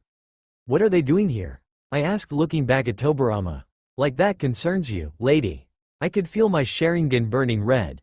I stared down at the desk, trying to calm down a bit as my hair was used as a curtain. Ama, you need to leave. I looked up at Tobirama. No. Listen to the Hokage, girl. This has nothing to do with someone like an outsider like you. I held my eyes as they started to hurt a bit. Ama. I heard Tobirama whisper my name in slight worry. I shook my head. I stood up, looking over my shoulder, my Sharingan still blazing red. Their eyes widen in shock. Can't speak now? Understand this, you are still alive now because the Hokages are here. So, I suggest you watch who you are speaking to or else I might accidentally hurt one of you. Alright? I faced them with a smile as I sat on desk facing them. I felt the Sharingan deactivate. I looked at the old man from the corner of my eyes. You got some explaining to do, old man third. I know. Tadashi, Midori and Raiden. I know it's been a while since you last been here but I assure 3, don't make Amaterasu angry. I rolled my eyes. Amaterasu? You gave another Uchiha child my daughter's name. I did no such thing, Midori. She is your daughter. Mommy, Daddy. We turned seeing a child, my 3-year-old self with a smile as she stood next to me in front of the desk. Such a shame a mother and a father don't recognize their own daughter. I said shaking my head as my clone went away. And here I thought you would recognize my eyes, since I got them from you, mother dearest. I looked at them with a blank look, my voice ice cold. She stepped forward as she stood in front of me. She raised her hand to touch my cheek when I glared at her, my Sharingan activating. Don't, I said moving my face away from her hand. She narrowed my eyes, she was about to strike me but I grabbed her wrist in a tight hold making her wince. I see being around Rouges all these years, you have forgotten how to treat your own daughter. What a shame. I let go of her wrist pushing her back. If you really are our daughter, what did we get you for your last birthday? Tadashi asked holding Midori. A black kimono with lilies and a gold hairpin with ruby roses. Why you really are our daughter, aren't you? Like it matters now. Old man, you told me they were dead yet they're alive. Why? I looked at Gramps who sighed. They both went rouge and left you behind, Ama. I rather tell you a lie than the truth back then.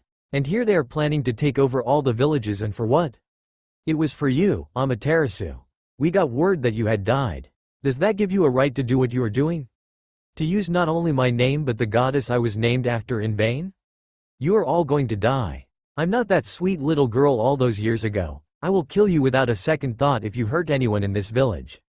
They both nodded. Now, where are those rouge camps that are near the other villages? Cold. Numb. I thought as I sat on top of Grab's stone head overlooking the village. I was on my 4th Sigurate. Need to go inside before I freeze but I don't want to feel anything. I thought as I started blankly at the village below. Everyone looked happy, I could feel it in their chakra. Once done with the Sigurate I laid on my back looking at the stars that could be seen on this cold winter night. You shouldn't be up here at night without a coat. It's really cold at night in winter. I waved Tobarama off, he sat next to me looking at the village. I went back to staring at the night sky. Shouldn't you be in the office? I could be asking you the same thing. I smirked at his comment, sitting up. You only have a week left of being Hokage and you're slacking off? And here I thought you were all work and no fun. I sighed looking at him. Even I need a break every once in a while. Whatever you say, Grumpy. I smiled as he turned his head to glare at me. You smell like an ashtray. This time I glared at him, puffing my cheeks out. What a great thing to say to a woman. They just love to be told that they smell like an ashtray. You're no woman. You're just a kid. Tisk, whatever. I crossed my arms. Amaterasu. I turned around seeing Itachi standing on the flat surface of the mountain. Itachi. I got up and ran over to him. I slowed down once I grew closer to him. He pocked me on my forehead. You're blue. I blinked confused. You're not wearing a coat. You can get sick. He frowned at that. I just laughed waving him off. I'm fine, Itachi. Beside it feels great. Don't smile if it's fake, Ama. We went through this before. My smile slowly fell replaced with a straight line as my eyes darkened. See you tomorrow, Lord Tobarama. I said, my voice void, lacking any kind of emotion. With that being said both Itachi and I both left the Hokage mountain. Mommy, you're home. Kohaku yelled hugging me as soon as I walked through the front door. I laughed kneeling down hugging her. Hey, Haku, did you have fun today? She nodded her head with a smile. She went on about how she played with the others' kids, how she and them made snow angles. I was happy that she was having fun here in the village. She has a good childhood unlike my own. I would give everything up just to keep her happy. Christmas Day. Why'd I have to go, anyway? I yelled at Shisui who was pulling me by my feet out of my room but I was holding onto the doorframe. Because Aunt Makoto wants all of us there. Now, put your stubbornness aside and let's go. He groaned out as he continued to pull on my legs. Now way. Tell her I came down with the flu. I won't lie to her because you're too damn stubborn to even do this. This is your first Christmas back in the village. Put a sock in it. I don't want to go. Itachi. We both yelled in sync. I heard a sigh behind me. Ama, put your stubbornness aside and let's go. I groaned as Shisui let go of my legs, making me fall to the floor with a loud thud. I'm not going. I turned my back to them, crossing my arms over my chest. Guess we don't have any choice in the matter. Next thing I know, an arm wrapped around my waist, lifting me up as the person carried me out the front door. Seeing Kohaku and Sasuke waited. We walked down the road. A few people were outside, so they watched us. Hey, put me down, Itachi. I yelled, trying to get out of his hold but couldn't. I'm not your cousin. I blinked, looking over my shoulder, seeing Madara, who had amusement in his eyes. I glared at him as I started to hit him, kicking and squirming around in his hold. Madara, put me down. Idiot, Uchiha, let go of me. Don't you, me. I said, put me down. This is certainly an interesting sight, don't you think, Tobirama? We came to a stop. Lord Hashirama, how many times have I told you to call me Hashirama, Ama-chan? He whined, making me sweat drop. At least once more, as always, Lord Hashirama. Now, I'm happy to see you. You hear that? She's happy to see me. He laughed as Tobirama rolled his eyes. Can you make Madara put me down? I said, pointing behind me at the man holding me by my waist. Hashirama raised an eyebrow. What's going on? He's kidnapping me. Idiot. He had to carry you out the house because you're too damn stubborn to go to the compound. Shut your big fat mouth. I yelled, hearing Shisui's voice. I glared at Madara, who rolled his eyes at me. You know that's not the way we treat a woman, Madara. Hashirama scolded his friend. She's not a woman, Hashirama. She's just a brat. I got a tick mark at that. Damn you, Uchiha. Put me down so I can kick your sorry ass.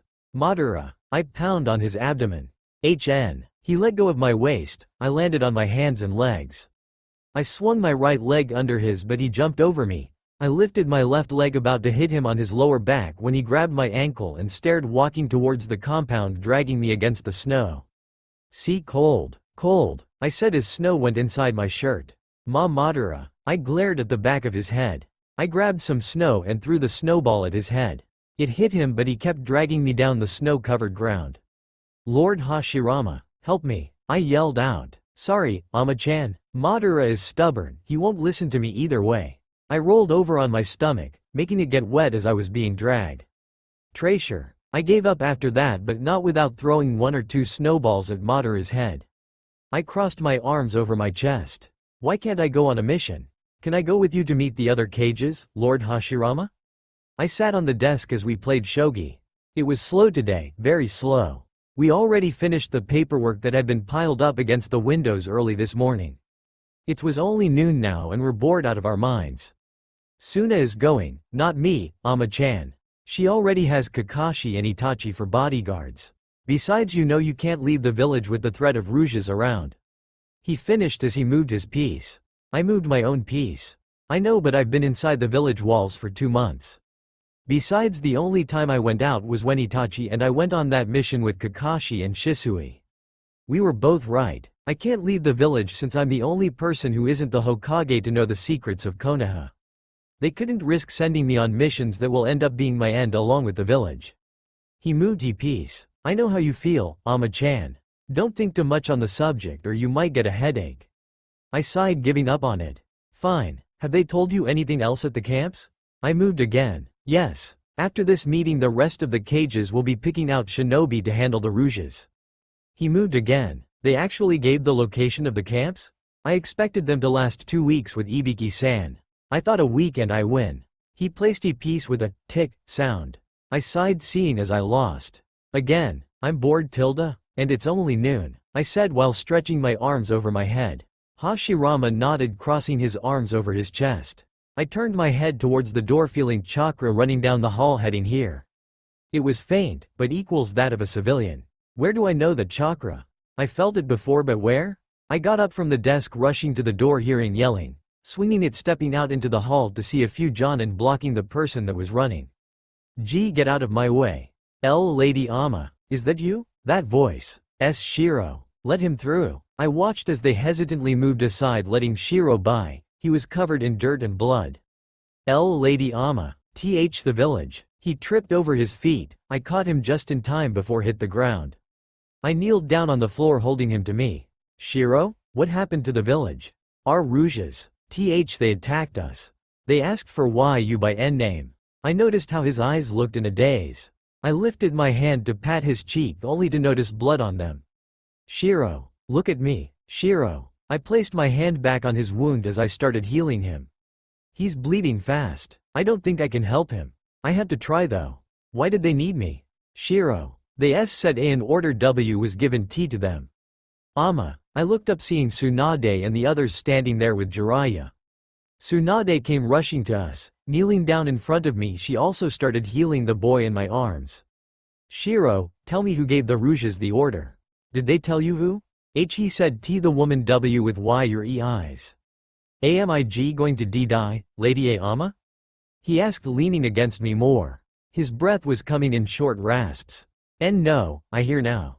He just smiled looking at me. The other K kids and IW were cleaning Y your house in C case YU and K Kohaku came back.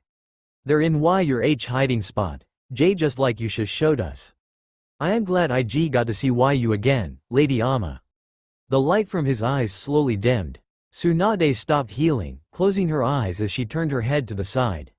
Shiro. I placed my bloodly hand against his cheek. Little Shiro. I shook him. He didn't blink. He didn't breath. His heart didn't start up again. I shook my head. Shiro. I brought him up as I placed my head on his chest. My whole body was shaking not with tears but with anger. It took a lot of self-control to stay here and not go after my mother. Lady Tsunade. I looked at her. Amaterasu, you have a mission now. A team will be waiting in front of the gates in 15 minutes. I nodded. Little Shiro, I'll be back soon. I mumbled closing his eyes. A Jonin came and took him away. I stood up in front of Tsunade. I'll have Ibiki and a Mimibur of the Yamanaka clan to help with your mother to see how she got a message outside. Do it quick. I'm really trying not to go over there and kill her. My hands were shaking with rage. Hurry and get ready. Right. I activated the seal that I had placed in my room and I appeared standing in the middle of the room. I washed off the blood and changed into my Jonin uniform, getting 2 of my kunai pouch placing them on each of my thighs. I quickly got 2 scrolls and placed anything I need or the kids needed. I also put medical supplies inside and blankets. I got my pack, putting clothes and anything I need.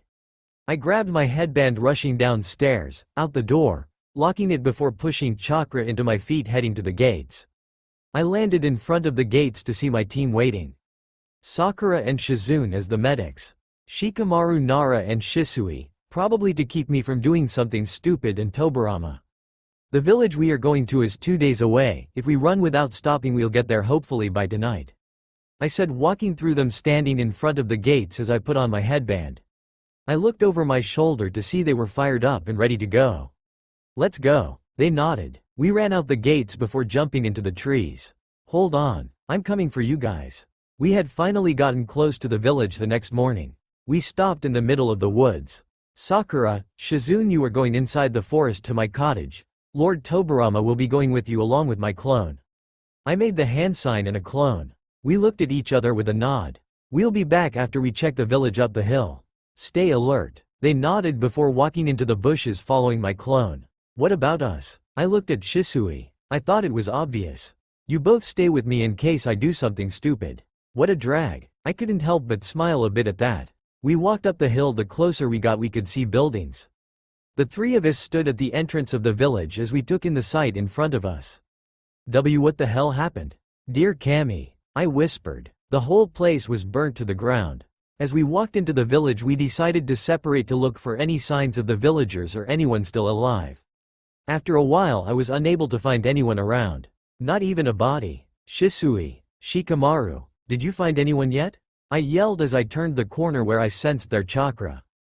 Can't you guys tell me? I stopped looking what's in front of me. Shisui and Shikamaru turned facing me. Amaterasu. Dead bodies laid in a pile on top of each other, some didn't have heads, were placed on the wooden stake for all to see. I fell to the ground shaking my head. Shisui ran over to me and pulled me into his arm, holding me tightly. No, let me go. Shisui, let me go. I was struggling in his hold. I kept hitting, punching, anything to get out of his hold but nothing worked. Shisui. I hugged him back, my hands fisting his shirt as my head rested against his chest. Ama, look at me. No, look at me. I looked up at him. You're going back to the cottage to rest. I'll come back and I will be burying them. Alright? No, I had to do it, Shisui. He shook his head before everything started fading into darkness. I'm sorry, Ama. That was the last thing I heard. When will she wake up? What the hell? Just how hard did you knock her out, Shisui? She's been out for almost 2 days. I've been out for that long? Well damn. Hey. She needs to rest, she saw what happened to the villagers. She'll blame herself for not being here to help. Damn, all this talking is giving me a headache. I groaned, turning over on my side, bringing the covers over my head as I curled up against someone who tensed up. Hey, what are you? Shut up, Nara, and let me sleep. I mumbled. I heard him let out sigh. What a drag. Ama, get up. Shut up, I got a headache. I mumbled. Just how hard did you hit her? I didn't hit her that hard. I swear. I winced, covering my ears. Don't yell, I really have a headache. Ama, what was the last thing you remember? Sakura asked. I slowly sat up to find out I was on the couch. The last thing. I remember the villagers. I had stood up rather quickly when I saw the room spinning before I felt myself falling forward before someone caught me. Amaterasu, are you okay? I looked up, seeing Shisui. He sat me back down on the couch. Don't worry about me. What about the kids? Did you find them? I looked up at Sakura and Shizune. We found them, they're doing just fine. When your clone had cancelled, we got worried. Soon after Shikamaru showed up carrying you unconscious in his arms, the kids got worried and started asking questions. Shizune said. They worried too much. Where are they now? They got ears like a dog. They would have came running to me once they heard my voice. A team came by yesterday afternoon. Sasuke, Naruto and Kakashi came and got them. Lord Tobirama went with them to make sure they got halfway to the village safe. I nodded. After a while I quickly took a shower, changed and ate. I was still a little unsteady on my legs. I felt a cool hand against my forehead making me sigh. You're burning up. I was fine when we got here. I said, looking up at Shizune. I guess this whole ordeal has gotten to you. All you need to do is rest while we're heading out. Can I just see the village one last time? She nodded. We left the house and were standing in front of the graves that Shisui had made everyone. I thanked him, of course. Since I was sick, I had to be carried by Shisui on his back as we ran heading back to the village. Shisui. I mumbled out his name. What is it, Ama? The Rouges are following us. We have to keep running, we can't afford it to fight. He nodded. It was a good thing we had out earpieces on so the others heard me. We picked up speed, and from the Rouges' chakra they had back off from trailing after us. They pulled back, but we can't get comfortable yet. We need to head back to the village. They gave a nod as we continued to the direction of Konohagakure. Sleepy. So sleepy. I mumbled as my eyes felt heavy as time went by. Go ahead and rest, Ama. I'll wake you up once we're inside the village walls. I heard Shisui's voice as my eyes closed. I held onto him more to keep myself upright. I laid my head against his shoulder when I took notice of a familiar chakra source. Idiot Senju. Third Pav. Idiot Senju. It was far, but the white-haired Senju heard the 2 words coming from her mouth. How could he hear it when he was only 3 minutes away in front of him with her group? He blamed it on his head because he, Tobirama Senju, had gotten used to hearing those very same words every now and then back in the office. The man came to a stop, just when the group stood in front of him. His red orbs instantly went to the unconscious body of Amaterasu, who laid on Shisui's back. She'll be all right, but she has a high fever. We need to get back to the village, Shizune said with an urgent look on her face. They quickly started running once again. Shisui. Rouges are back again, Amaterasu said, opening her eyes. Damn it. Shisui looked over his shoulder to see his little cousin was right. 10 Rouges were right behind them. Amaterasu didn't waste any time and took out 3 kunais, throwing them behind her. Her kunais were thrown with such force you can't even see them. The weapons had hit their targets in the center of their forehead, killing 3 out of 10. Just 7 more to go, Amaterasu thought. Although she wasn't feeling well and her fever was messing with her head, she had to help the others with this little problem. Get the woman. She snapped her head to look behind her, to see them catching up to the. Keep going, I'll take care of them, Amaterasu said to Shisui. No, They're after you. I'm not letting you fight. I'm not asking you. I'm telling you. With that, Amaterasu got out of his hold, kicking him forward, missing a kunai to the head. Amaterasu's Sharingan was activated and was faced the 7 that was now surrounding her on the ground. Another Uchiha? Raiden wanted this woman? Raiden? What does that little brat have to do with this? Amaterasu yelled as she took out 2 kunai, 1 for each hand. One of the men, dressed in all black with shaggy dirty blonde hair and brown eyes, he took out a letter showing Amaterasu. Raiden had used his Sharingan to copy his mother's handwriting. How he got the letter to us is surprising. Although why he wants you as our prisoner isn't sitting well with me, actually. I don't like hurting women, but I have no choice in this situation.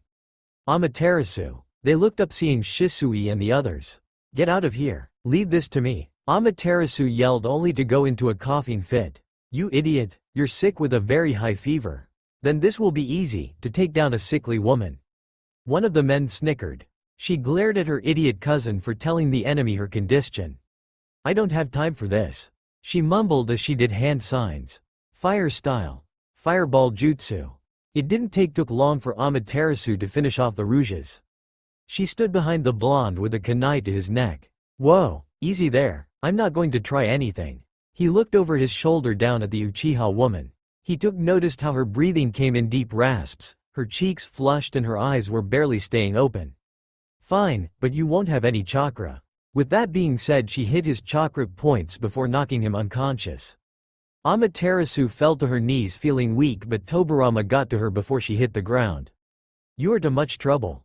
Hey, whatever you say. Tobirama. Amaterasu smiled at him before falling asleep against the white-haired Senju. He sighed, carrying the woman bridal style, facing the others. Shisui had already gotten the blonde male over his shoulders. Let's go. Tobirama and the others had gotten back to the village in record time. Shisui went to the T&I building with the male that was on his shoulders. Shikamaru went to the tower to report with Sakura, while Shizune and Tobirama headed straight to the hospital. Saint, stop it. Make it stop. Tobirama looked at the woman in his arms to see tears rolling down her face. The fever is starting to affect her. Lady Tsunade. Shizune yelled once they walked into the hospital. Shizune told Tobirama to lay Amaterasu on a bed. Once the Uchiha woman was on the bed, she quickly went to work. What's going on here? Tsunade stopped seeing her uncle and Shizune, who was treating Amaterasu. The woman Hokage went to the bed, seeing that Amaterasu was unconscious, but she would mumble a few words as her face scrunched up in pain, putting a hand on her forehead before moving her hand away. She's burning up. Shizune, I'll take over for now, and you can go see grandfather, uncle. Tsunade said before taking Amaterasu in her arms, rushing to a room. Shizune went after her, leaving the white-haired Senju alone, where he stood watching them run off with Amaterasu with them. He sighed in defeat, making his way out the hospital. So it was Raiden who sent the message to the Rouges. He was willing to put his mother at risk for his attempt to capture his sister. Yeah, I don't like hurting women, but I had no choice in the matter. The blonde man shrugged as he stood in front of all 5 Hokages. How is the woman? He suddenly asked. Why do you ask? She's sick, isn't she? I remember how she looked when she was fighting. Don't worry about her, she'll be fine. I can't say the same about the little brat. Tsunade sighed, looking out the window. Amaterasu had a fever of 103.02. The hand managed to break the fever just yesterday, a day after she and the others returned. What is your name? Shin, call me Shin. Do you plan on helping us with this rouge problem? Sure, why not? I never did like this whole thing in the first place. I only needed the money for my little brother. Since you're willing to help us, we can have your brother be brought here. Tsunade turned around facing Shin. Don't worry, my brother is dead. They don't like us having distractions, was all he said, looking at Tsunade. She motioned for Anbu to release him. They did. You will show us where the camps are. We need to finish them off before they have the chance to strike. This made Shin smirk. Don't have to tell me twice. When will Mama wake up? Kohaku asked, looking up at Sasuke, who was babysitting her for the day. She'll wake up when it's the right time. Let her rest for now. Kohaku pouted as she sat on the bed looking at her mother, who was sleeping on her side facing the window, as she hugged a pillow to her. Come on, kid. It's almost time for you to head back to the academy. Okay. Kohaku sighed, jumping off the bed. Bye, mommy. Sasuke got her hand, walking out the room, closing the door behind him. Hey, don't you worry about mommy, Haku. I'll be fine. Amaterasu mumbled, opening her eyes. She looked around the room when her eyes spotted the nightstand with a few cards, but her eyes went to the flowers in the vase. Red roses. Click. Amaterasu's ears perked up hearing the door open. She closed her eyes, even out her breathing. The door closed. She didn't hear footsteps. Instantly her mind went into overdrive, knowing it's a ninja. You're too much trouble to handle. She smiled, feeling a hand caressing her cheek. Idiot Senju. What am I going to do with you? He sighed deeply, taking a seat next to the bed. You just have to put up with me, Lord Tobirama. She said, opening her eyes. Onyx eyes starred into red eyes. When did you wake? Sometime in the middle of the night. I just woke up from a nap not even 3 minutes ago. Kohaku is worried. I know, but she's not the only one that's worried, my lord. Tobirama raised an eyebrow at the last part. That's a new one, he thought. Who got me the roses? He frowned. Shin, the blonde rouge that you took down 2 days ago. That's nice of him. Is he going to help us? He will. He asked about your health the other day. An ex-rouge worried about someone else's condition? She looked at the Senju, who shrugged, leaning back against the chair. What about the brat Raiden? What's to become of him? As of now, nothing. Can I beat him up when I get out of here? No. A broken nose? No. A busted lip? No. What about broken bones? Yes. Really? No. You're so mean. You just have to put up with it. Do I have to? I put up with you, don't I? Whatever. Amaterasu pouted, hiding her face into the pillow. She missed how Tobirama had smiled before scolding her for being reckless. Today was the day the cages come together in Konohagakure to discuss their plans on the Rouge crisis. It was also the day when Amaterasu was permitted to leave the hospital and to rest for a while. Amaterasu walked out the hospital dressed in a blue sleeveless Chinese dress with black spandex shorts that reached to her knees. Her hair was half up, half down with the ends curled, smoky eyeshadow and red lipstick, and her heels that looked similar as Tsunade's. Did Ino really have to put makeup on me? I don't even wear any to begin with. Amaterasu sighed, walking through the village. She could feel the stares of the people on her as she walked by. Do they really have to stare? It's annoying, she thought with a light blush on her cheeks. After a while she got some dongos heading to the front gate when she felt Kohaku's and the other kids there. Wonder what's going on. Amaterasu ran, sensing a handful of approaching chakra that were quickly coming towards the village gates. Once she got there, she saw Kakashi and Itachi standing in front of the gates, watching the 7 kids run up trees, marking the height they had reached before repeating it again. As she walked up to the 2 males, she lighted up a cigarette that she hand managed to keep away from Ino. What are you 2 doing? She whispered, standing in between Kakashi and Itachi. Why are you whispering? Kakashi asked, not bothering to look at the woman. You're kidding me? Those kids got ears like a dog's. Lady Ama is here. See what I mean? She said with a sigh, but smiled, walking over to them. The men saw how they frowned seeing her smoking. Those are bad for you. Yeah, I'll be fine. Those can kill you. I'll live. She chuckled as they complained, but soon gave up trying to convince her to stop. Once done with her cigarette, she threw it away and stared, talking with them. At the same time, a group full of people walked through the gates. Itachi's eyes widened slightly, seeing people who he thought were still dead. I guess it didn't just affect the Hokages. Kakashi thought. I see you're all alive. Itachi said with his stoic facade in place. Hey, long time no see, Itachi. Kisame Hoshigaki gave his old teammate a toothy grin. Never thought I see you again, Uchiha, Deidara glared at the raven-haired man.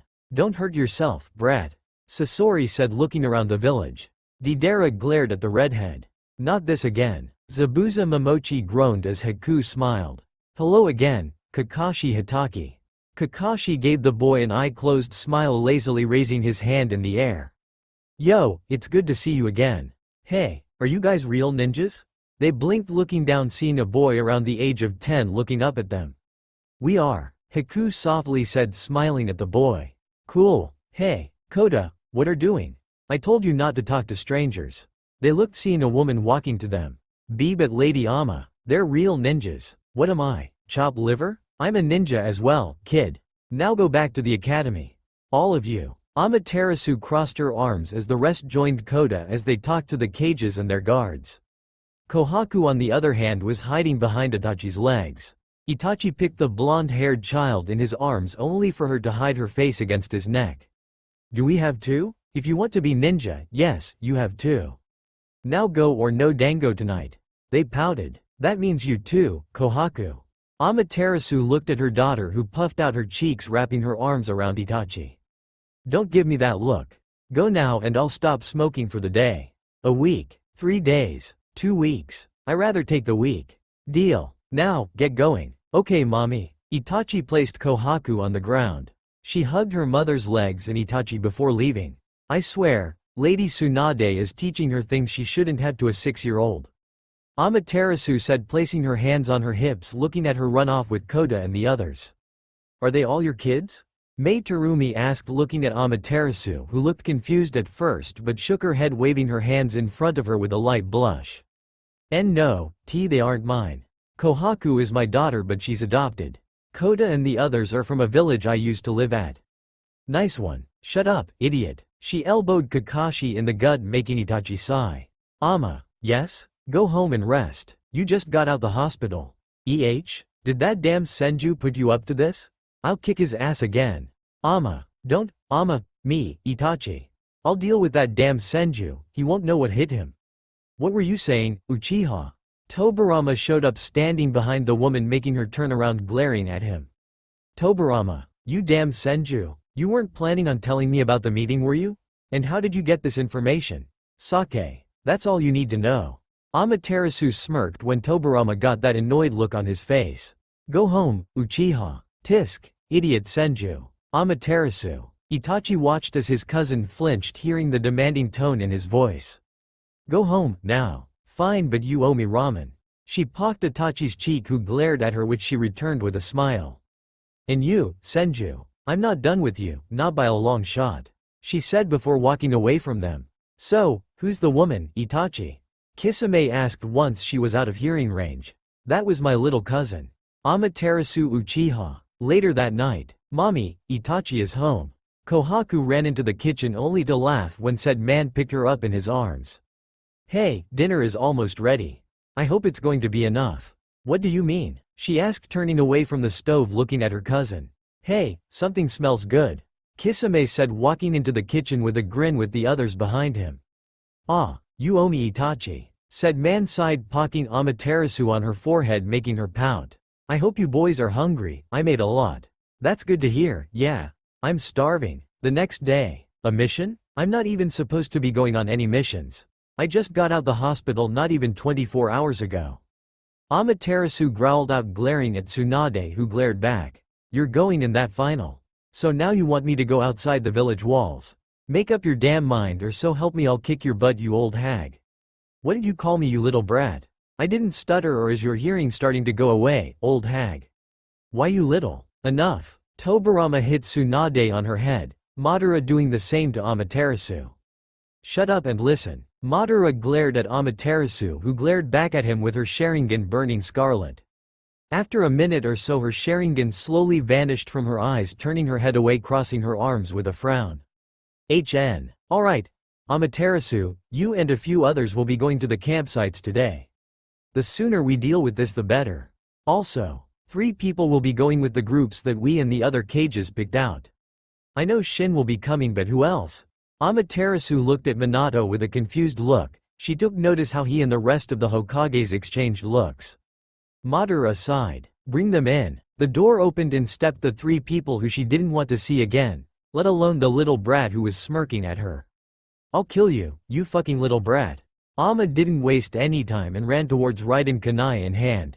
A pair of arms wrapped around her stopping from killing the boy who still had a smirk, taunting her as she struggled against the person.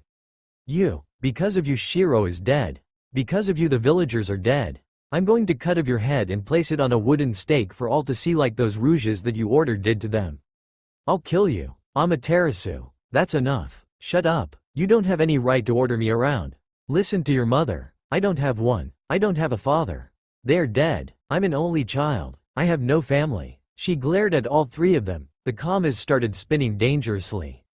They are dead. So stop acting like you are my family. Stop acting like I'm a child that needs to be scolded. She could feel it. Her eyes were starting to hurt badly and the anger and hate she was feeling boiling inside of her wasn't helping not one bit. She bowed her head looking at the ground as she hair cascaded down covering her face like a curtain. She noticed the arms that were wrapped around her wasn't that of her cousins or Madara. No, she knew it was him. Her lord, you're to much trouble. She couldn't help but smile a bit but noticed how blood started dripping onto the floor. Blood? Looks like you finally awakened the Mangekyou Sharingan. Be honored, you are the first woman in the Uchiha clan to have obtained such eyes. She napped her head up looking at Madara with her newly obtained Sharingan. Blood was coming from her eyes making it seem as though she was crying blood. Madara saw the pain, the hate, the anger, the sorrow in her eyes. They somewhat reminded him of himself back in the warring era. She was the first woman to have ever gotten the Mangekyou Sharingan and without killing her best friend. Be glad you didn't kill your best friend to get those eyes. Like I would ever kill my cousins for these forsaken eyes. They are my only family. I don't want these eyes. I'll gladly take those eyes of yours, sister. How about I just take your eyes before I go blind? While I'm at it I can rip out your heart and cut off your head? I'll gladly do that to you, brother. She smirked seeing him scowl at the information. She put her kunai away, placing her hand on Tobarama's arm.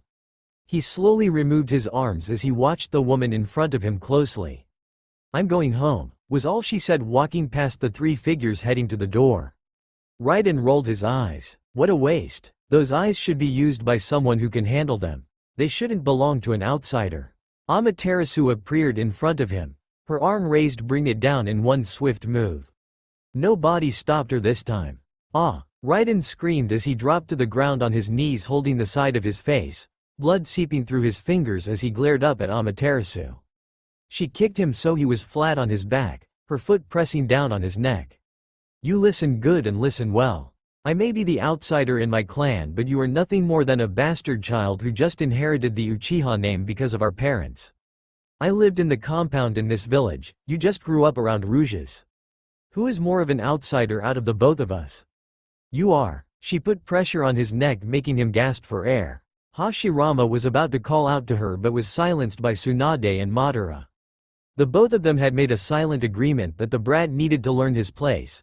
Amaterasu was showing Raiden just how weak he truly is here in the village where he had no authority. You destroyed my second home along with the people who lived there. Innocent blood is on your hands and soon you'll be drowning in their blood. I'm going to say this once again. My dear foolish little brother, hurt any of my precious people and I'll take your eyes for myself before killing you with my bare hands. Got it? She added more pressure. Raiden looked up at the woman who was currently crushing his windpipe with her foot. He looked into her eyes to see it was void of any emotion. They were that of a cold-blooded killer. Go it? GG got it. He managed to grasp out. She removed her foot as she did he took in deep breaths filling his lungs with much-needed air. Good. Now, behave and don't cause any trouble. With that being said Amaterasu vanished from the office to appear in her room. Amaterasu was currently in bed hugging her pillow as she slept. It was 1:30 in the afternoon. Actually no one blamed her, she had been on non-stop missions that involved the Rouges. She had been on 3 teams with other ninjas from Konoha, Kiri and Suna while Kumo and Iwa were still going on with their end. Each village decided to handle each Rouge camp on their own with help from Amaterasu and a few others. That was all during a 2-week course. Not to mention having to deal with the fact she was going blind rather quickly since she has been using the Mangekyou Sharingan recklessly during the 2 to 3 weeks. It was only a matter of time before she would lose her sight completely. No one, absolutely no one knew about her condition. She hid it better than Itachi did when he had the same problem but even so, Kisame knew about Itachi's illness. She knew sooner or later someone would find out about her sight problem. She didn't want to worry anyone about something so trivial. Amaterasu laid in bed asleep in her PJs which consisted of a simple spaghetti strap and a pair of red boy-cut underwear. Her hair was fanned out over the many pillows on her bed making her look like an angel. She turned laying on her stomach as she tangled her fingers in her hair, snuggling into a pillow again. As she turned over, the covers moved down to her hips showing a bit of skin. "Ama?" The door opened showing Shisui walking into his cousin's room leaving the door open. He saw his cousin still sleeping, and it was Valentine's Day for crying out loud not to mention it was also her. "Shisui? What are you doing in my room?" Shisui looked at his cousin. Her Sharingan was active when she opened her eyes as she watched him. "Well, it's almost 2 in the afternoon, Ama. Oh, and happy 20th birthday. He smiled at her, she just scowled before closing her eyes. Go away. He should have seen this coming. After her third birthday, Amaterasu never celebrated her birthday again, but today is going to be different. No, now get out of bed. Shisui yelled, taking the blanket off her resting form. You damn perv. Get out. Amaterasu yelled, throwing a pillow at her elder cousin's face. Get out. Itachi. Amaterasu yelled out, covering herself with a pillow. What's going on here? Oh. She looked up, not expecting to see the man in her house. Kisame? I thought you went back to Kiri? Nope, we decided to stay here for a bit. Besides, I kinda find you amusing. Amaterasu scoffed. By now she didn't care about what she was wearing. Kisame whistled. Shut up and get you fish ass downstairs. Where's my cousin? She snapped, grabbing Shisui by his ear. Ow. Ow ow ow ow. Itachi isn't here right now, he'll be back in a few. Why? Good, so I can tell him his old partner is a pervert. Not my fault you're wearing something men like to see. Get out and go downstairs, Kisame. She glared at him, making him chuckle. He really did find Amaterasu amusing.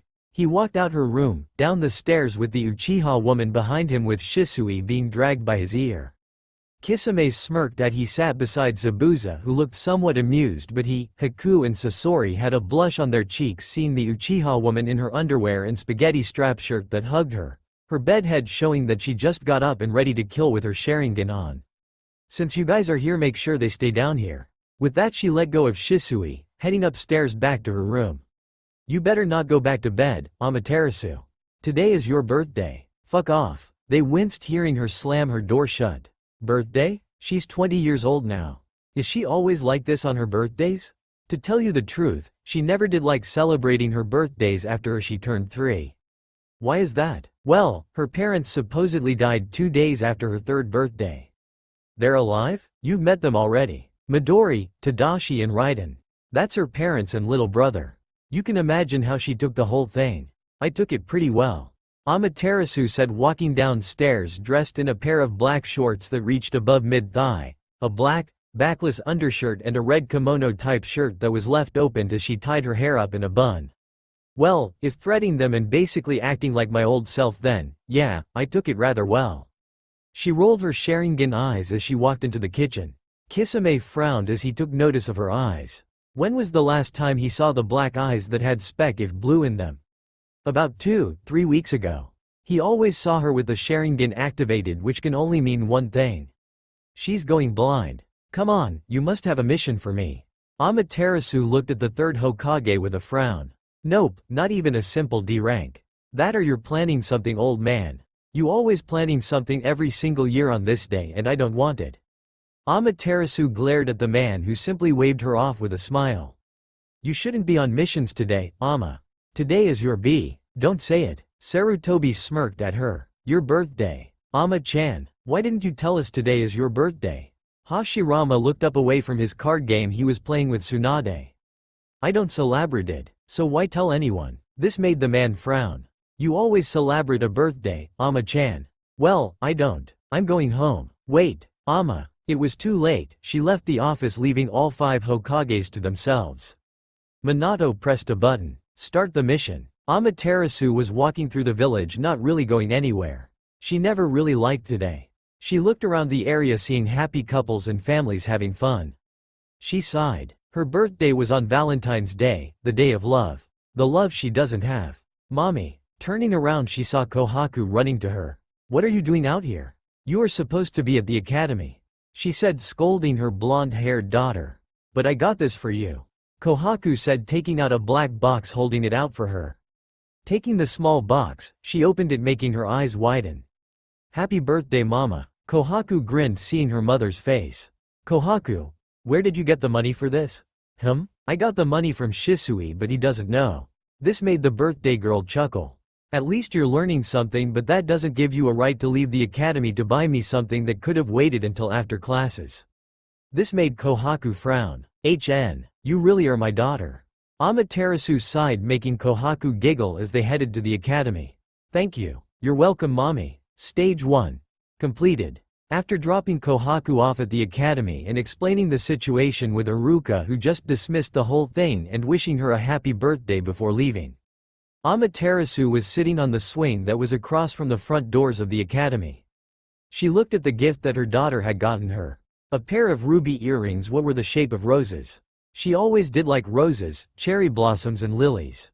They're beautiful. Looking up she saw Kakashi giving her one of his famous eye-closed smiles. There, but I wonder if Kohaku had help. Did you help her, Kakashi? Picking those out? No, it's the first time I've seen them. Standing up she faced Kakashi. What are you planning? What? From what I heard from Sasuke and the others you spend most of your time at the Kia Stone. Kakashi laughed nervously, rubbing the back of his head. I already been there and I was going to get something to eat and I wanted to see if you wanted to come with me? This wasn't part of the plan, Hitaki. Kakashi-sensei. Stop hit on Ama-chan. Yeah, that's my brother's job, right Toburama? Shut up. Really? You're paying? No skipping out on the bill? Nope. It's my gift for the birthday girl. I knew it. This made him chuckle. Is that a yes or a no? Well, since you're buying I can't pass up the offer. Great. Where do you want to eat? Ichiraku. Amaterasu grabbed his hand, dragging him out the academy grounds. What's the hurry? It's not going anywhere. It's ramen, Kakashi. I'm warning you now, I eat just as much as Naruto. Really now? I bet he's regretting his decision now. I agree, she eats about 5 or more bowls of ramen. Kakashi, I wish you luck. Don't even try putting the moves on Ama-chan, Kakashi-sensei. Sasuke and Itachi look ready to kill you. If only you can see how angry Tobi-chan is right now. Toburama, who knew the Senju brat would like someone from my clan? Madara, be nice. Shut up. Both Madara and Toburama yelled. Kakashi sighed, taking out his book while Amaterasu pulled him down the road but stopped. I thought I felt Lord Toburama's chakra just spike along with Madara's. Do you think they're fighting each other? Hashirama, get back here. No way. I don't think so, but don't worry about them, let's get going. Kakashi said, wrapping his arm over her shoulder, walking down the street while reading his book. He could just feel the glares on the back of his head. Hey, Kakashi? Is that book really that good you have to read it all the time? Why? I'm curious. I want to ready it. This made the man blush under his mask. Don't you dare. Sasuke growled out. Try anything on my little cousin, Kakashi Hitaki, I'll make you regret it. Itachi said in a deadly tone. Well, I don't really think you should read this kind of books, Ama-chan. Why not? Jiraiya wrote it. Ah, so you're a pervert. Amaterasu gave him a blank look. What? I'm not a. Don't worry, Naruto, Sasuke and Sakura warned me about it. They were worried you might pull something on me. Hey. They finally made to Ichiraku's ramen shop. Thank you for the food. Stage 2. Completed. After eating at Ichiraku, Kakashi and Amaterasu decided to separate, heading in different directions. Ama-chan, Ino yelled out, running towards the Uchiha woman with Sakura and Hinata behind her. Ino, Saku, Hina? What's the rush? Ama-chan, you have to come with us to pick out a dress for tonight. Tonight? What's tonight? The guys, meaning Sai, Sasuke and Naruto, are taking us out for Valentine's Day. We want you to come with us and help us pick out the dresses. I see, but why'd I have to come? You could have asked Kushina or Aunt Makoto for help. Ino grabbed her hand, dragging the confused birthday girl down the road. We did, and we asked Lady Tsunade too. They're already waiting for us, including Kurenai-sensei and Shizune.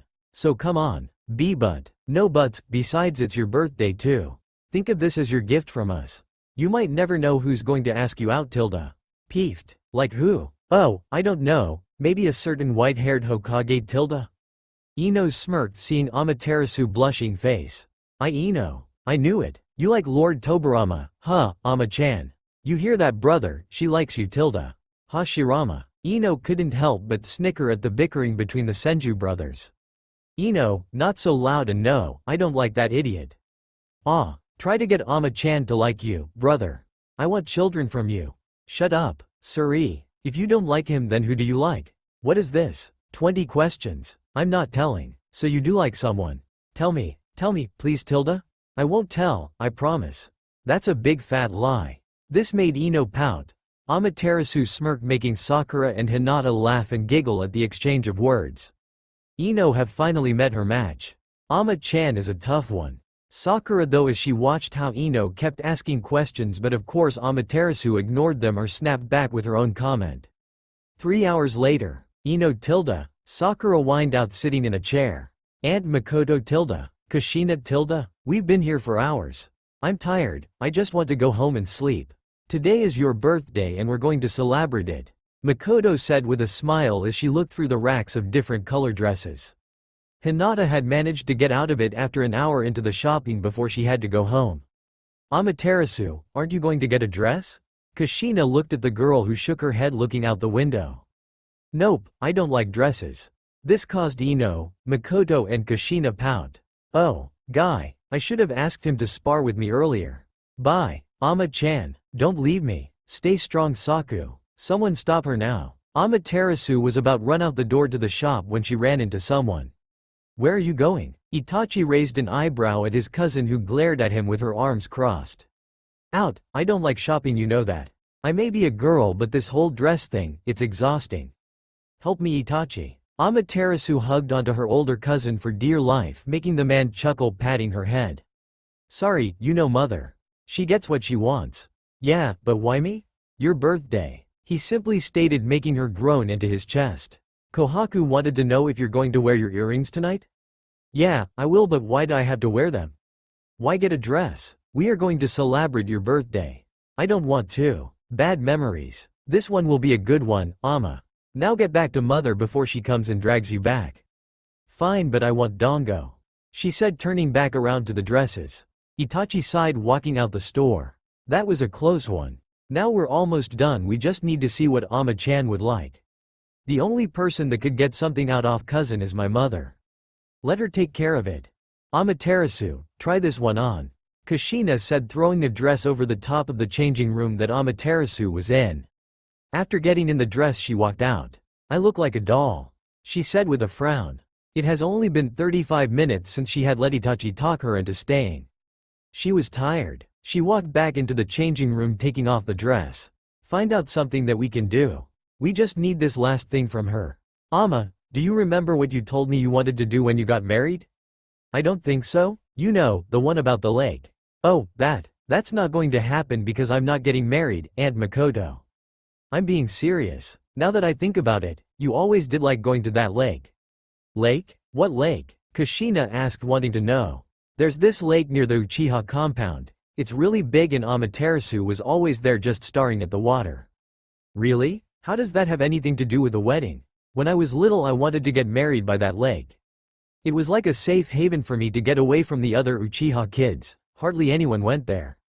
I even thought about having a dance in the center of the lake with my husband surrounded by lights that floated around us.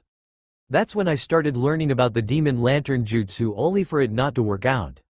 Ah, you do have a girly side to you, Ama-chan.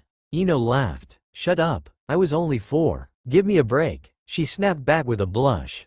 Here's another one. This time it was a white dress. After putting it on she walked out the dressing room. This one is it. Ino gushed, standing in front of Amaterasu. This dress? Amaterasu was turned around facing a body-length mirror as Kushina grinned behind her. The dress was pure white and hugged her body like a second skin. When in the light you can see the dress shimmer. The dress itself was above mid-thigh, backless dress, with long white lace sleeves. Well, it's better than the ones I tried on before. Amaterasu said as she looked in the mirror. I'm buying that dress for you. Now we just need the heels.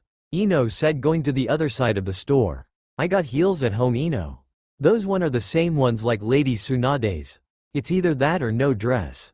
Fine. After the shopping trip Amaterasu went straight home, opening the door and shutting it closed behind her. Welcome back, kid. Amaterasu groaned, walked upstairs to her room. Dropping the bag with her dress inside, she put her box that held the earrings inside the bag before going back downstairs. Amaterasu saw Itachi on the couch reading and made her way over to him. He didn't bother to look away from the book. Grabbing a pillow she laid it on his lap before laying down, closing her eyes. Why do girls like shopping so much? It's too much work. Did you find something? Yeah, took forever just to find the right one. Ino, Kushina and Aunt Makoto were on my ass about trying the dresses on. I gave in just so I can get back here to sleep. She said, snuggling closer to him. Sleep now, you going to need your strength later on tonight. What fun, she said sarcastically. It didn't take long before her breathing evened out, indicating she was fast asleep. Itachi looked away from his book to look at Kisame, who had a frown. What is it, Kisame? She's going blind, Itachi. Itachi's Sharingan activated on its own as he started at his old partner. Think about it, Itachi. How many hours has she been sleeping for compared to her normal sleep schedule? She always has her Sharingan activated, but when you, Sasuke, Shisui, or even anyone she knows, she deactivates them. Your cousin is hiding the fact that she's sick like you were back when you were in the Akatsuki. He watched as Itachi's hand went around his cousin in a protective manner. She'll be fine. You know that's a lie, kid.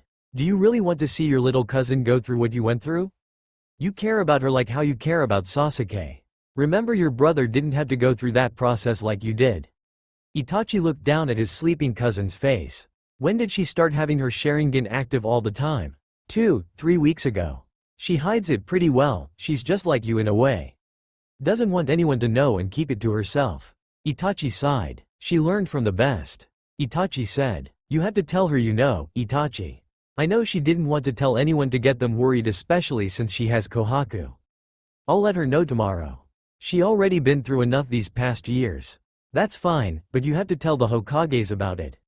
If they continue giving missions to her, she might lose her sight on the battlefield. Ama, time to get up. Go away. Amaterasu grumbled, covering her face with the pillow.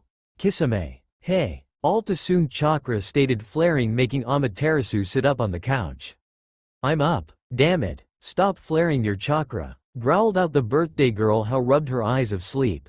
She glared at Kisame, who looked amused by the whole thing. Now I know how to get you up to make breakfast. Fuck you. Anytime, kid. Kisame. Itachi glared at him as his commas started spinning. I get it, she's off limits. Oh, shut up. Amaterasu was dragged upstairs by Ino as Sakura, Hinata were behind her. After walking in the room, Ino shut the door, locking it. Take a shower while we get everything ready. Fine. Don't you dare fall asleep in the shower. Wouldn't dream of it, the Uchiha woman said, rolling her eyes, closing the bathroom door behind her. She undressed, turning on the shower, putting it on hot before getting in. She washed her hair, body and face. After 20 minutes she stepped out the shower and started drying off. Wrapping the towel around her body, she brushed her teeth before walking out into the room. Okay, put this on, then the robe, and we'll get started. Ino, what's this? Amaterasu asked, holding up a pair of underwear. It's a thong. You never seen one before? I've seen them, I just never worn them. It's basically just string. See, I told you. Sakura said while Ino rolled her eyes. Just put it on so we can get started on your hair. Fine. It took 2.5 hours just for them to get ready. Ino had on a purple, one-strap dress that reached mid-thigh. Sakura had on a red, strapless dress that reached above the knees. Hinata had her hair up as she wore a midnight blue dress that reached below her knees. There, we're done with the finishing touches. About time, Amaterasu said before putting on her dress and her new earrings that Kohaku had gotten for her. Her hair was down with wavy curls, her eyes had a white and gray smoky effect and eyeliner, her lips were full and were painted with red lipstick with a touch of black. Whoa, it doesn't even look like me, she said, looking in her bathroom mirror. I know, right? I did such a good job, Ino said proudly. Come on, the guys are probably waiting for us, Sakura said, unlocking the door. Hey Ama-chan, I got this F for you. Hinata held out a pair of lilac color hair sticks. Thank you, Hinata. They're beautiful, Amaterasu said, examining her new present. Why, you're welcome. Let's get going. Ama-chan, get something to cover up the dress until we get to the place we're meeting Kohaku and the others are waiting for his. Sakura said, walking out the room. Amaterasu got a knee-length black coat. Turning off the lights, she walked out her room downstairs, hearing her cousins and other voices. It's about TTT, Ama-chan. Is that really you? Naruto yelled from the kitchen, his eyes wide. Damn Uzumaki boy, she said with a blush when the males in the room looked at her. Yeah, that's Ama-chan. Whoa, are you really my little cousin? You know, the tomboy who can't come home without scratches, Shisui said, walking around her in circles while looking at her up and down. How about we play crossbones? She glared at him, he paled, stepping away from her. Why yeah, that's our cousin. Hello again, Amaterasu-san.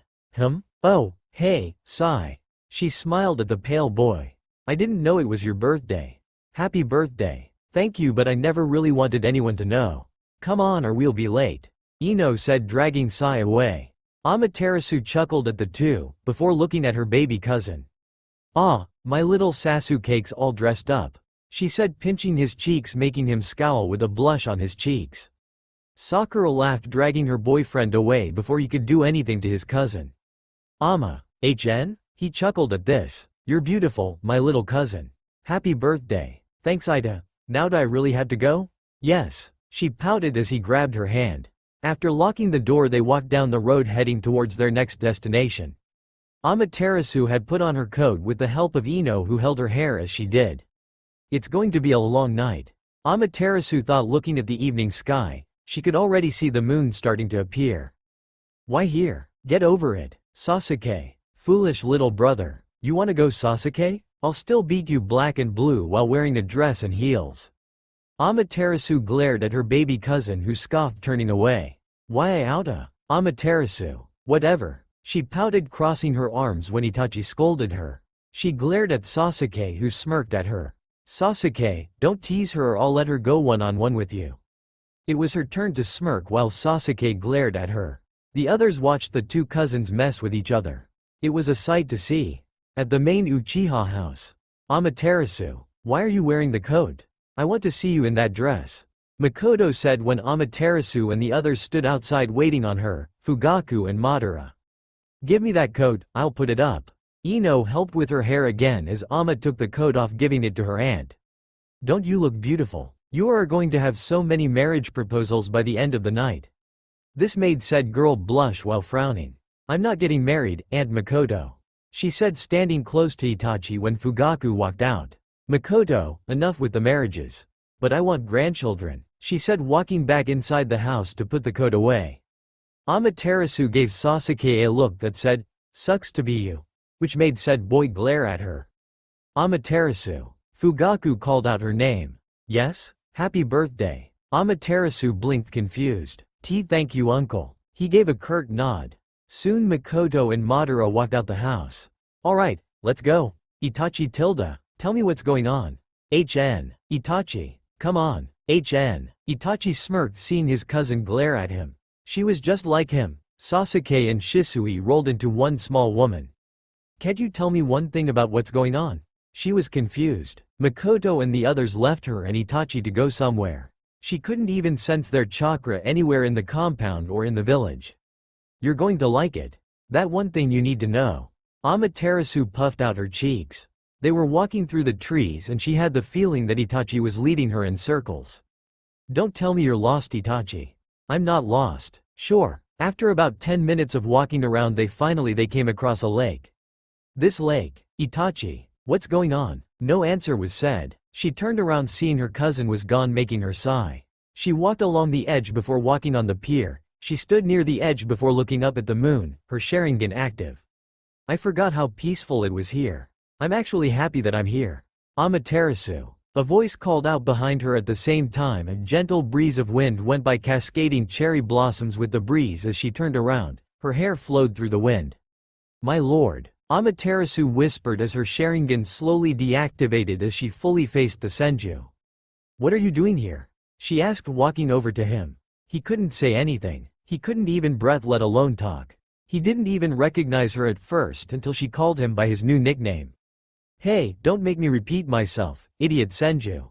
Then again, Amaterasu was still Amaterasu. "How about you turn around and find out?" Confused, she turned around, suddenly sensing many chakras start to appear. What? There on the opposite side of the river were her cousins, aunt and uncle, everyone. "Ama-chan," Naruto yelled out with a huge grin. "Happy birthday," everyone yelled. Tobirama saw that her shoulders were shaking slightly.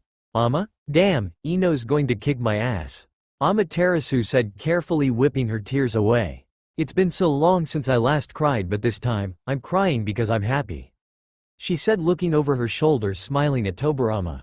"Come on, I want to enjoy tonight." She grabbed his hand as they ran down the pier and onto the water's surface, running across the water. Midnight. It was finally midnight and only a few were still at the party, which only consisted of couples and a few others. Everything was cleaned up and leftover food were going to Amaterasu's house. "Hey, where's Ama-chan? Where do you think, Dobi? She on the lake?" Sasuke said, ignoring the fact that Naruto was glaring at him. What is she doing? Watching the stars and the moon. Sasuke simply stated, answering Ino's question. With her Sharingan active? Sasuke sighed. He knew about his cousin's condition thanks to Itachi and Kisame telling him, and Shisui. He knew she was taking in everything she would like to remember and look back at it later. She has accepted the fact she's losing her sight at a fast pace. Leave her be. All she wanted was to be alone today, but you all had other plans for her, practically forced her to do this whole thing. He glared at them. He may be the baby out of his two cousins and brother, but Sasuke was the protective one out of Shisui and Itachi when it came to Amaterasu. Sasuke, leave them alone. They thought they were doing something nice for our dear cousin. Shisui said, patting him on the head, making Sasuke glare up at him. Hey, have you guys seen Tobirama? I can't seem to find him. Hashirama said, walking up to them. He's with Amaterasu. Sai pointed to the lake. They all snapped their head to the lake to see Sai was indeed right. Tobirama stood in front of Amaterasu, who looked at the man in front of her. They watched as Tobirama talking to the woman, who nodded with a smile. That's when they both started dancing on the water. I'll be damned. Kiba whistled. I didn't even think he was going to actually do it. Hashirama said before he started grinning, crossing his arms. And he said he wouldn't act until he was certain about how he feels. Madara said, walking over to them. How he feels? Wait, you don't mean? The Senju brat has fallen for an Uchiha, even if he denies that fact. I find it highly amusing, considering our clan's conflict in the past. Madara said, standing next to his friend with his arms crossed as the corner of his lips twitched upwards in a smirk. On the lake, Amaterasu stood in the center of the lake, looking at the night sky with her Sharingan. If I keep this up, I'll only speed up the process of the blindness. She had already accepted the fact that she was losing her sight, and now she just wanted to record the simple things into her mind before it was too late. Tobirama said, making said woman turn, looking at him. Lord Tobirama? I thought you left the compound already. I wanted to ask something of you. Like what? Do you want to dance with me? Tobirama asked with a light shade of pink on his cheeks. Okay, she nodded with a smile. Soon the Senju and the Uchiha were dancing on the lake's surface. Neither parties bothered to break the silence that enveloped around them. It wasn't awkward or anything of the sorts. It was actually comforting and welcoming. The wind started to pick this time and made the cherry blossoms to float in the air, along with Amaterasu's hair, making it flow in the wind, showing off her bare back, which made her shiver. Tobirama took notice, his arms wrapped around her, automatically pulling her closer to him. Amaterasu looked up at the man, confused by his actions, but said nothing. She didn't want to ruin the moment, afraid it was all a figment of her imagination. I realize that I'm the only one who hasn't given you a present, he said, looking down at her small figure. It's fine. I wasn't expecting to be given gifts from everyone, my lord, she said as she laid her head on his chest. She noted how his heartbeat was beating rapidly, probably by how close they were. Was I the cause of this? Fire style. Demon lantern. Soon the sky light up by little orbs that surrounded them, and the lake turned their heads. They saw Shisui with a goofy grin as he waved at them. Behind him, Naruto and Kiba were making kissy faces while Sasuke glared at them. Idiots. She mumbled with a blush when she realized how her childhood dream was coming to life before her eyes, but instead of a wedding it was her used to be her birthday, and instead of her husband she was dancing with, it was the second Hokage, the man she has sworn to protect. Amaterasu. Looking at the man, she saw he held something in his hands for her. This is for you. She looked, seeing a red velvet box in his hand. They pulled apart before she took the small box from his hand. She looked at him before opening it. Her eyes widened in shock. There in the box was a gold ring.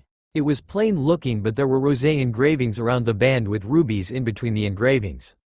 It's beautiful. I can't accept this, Tobirama, she said, looking at him. You can and you will, he said, not giving her any room to argue about it. He took the ring out the box, placing it on her ring finger, which made her heart skip a beat or two.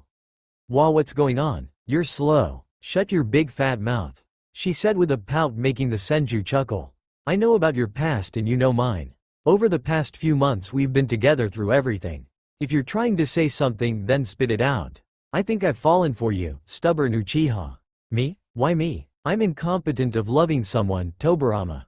Why chose a broken person that's beyond repair? She questioned, looking down at the water. You're not incompetent of loving someone, Ama. He lifted her head up by her chin, making her look into his eyes. He didn't care that she had her Sharingan active. You've proved that with Kohaku and your cousins, but I don't want you to give me that same love like you do them. He cupped her cheek. I have fallen for you, Amaterasu. Even though you are annoying. She rolled her eyes at this. He just had to say something like that. You idiot Senju. Good way to ruin the mood. She mumbled. Tell me, how do you feel about this? Everyone I love leaves me. Itachi left for the sake of the village. Shisui died for the sake of the village. I left Sasuke here by himself. My own parents left me behind to fend for myself. What makes you different from them? Will you leave me? And makes you think I won't run away from this? I will be here with you, for you. I won't leave you. If you try to leave, I'll track you down and make you stay. Besides, you're too stubborn to just give up. We both know that. He was right. She knew that. She looked at the ring, then at him. Idiot, shut up and kiss me. He smirked, seeing her face flushed red when she spoke the sentence. He brought her close against him as he leans down to her height. She placed her hands against his chest, tilting her head up, her eyes closed. Their lips touched and moved in sync. She brought up her left hand and cupped his cheek as they kissed. For a man who wasn't married or had any kind of relationships, he sure is a good kisser. She blushed at her thought. I'll try this out. I won't run from you, my lord. She whispered against his lips when they pulled away. She looked up into his eyes. Tobarama. Just Tobarama. How about Tobi-chan? He glared at her, making her smile. You forgot I had lipstick on, idiot. She chuckled, whipping her lipstick off his lips. Hey, I still want kids from you, little brother. They both blushed before glaring at the older Senju. So what does this mean? You put the ring on my wedding finger. It means your aunt can stop talking about you getting married off. Finally. Wait a minute, you're just saying that because you just want me to yourself. That too. I knew it. That's all for now. If you enjoy, then please like, share and do comments.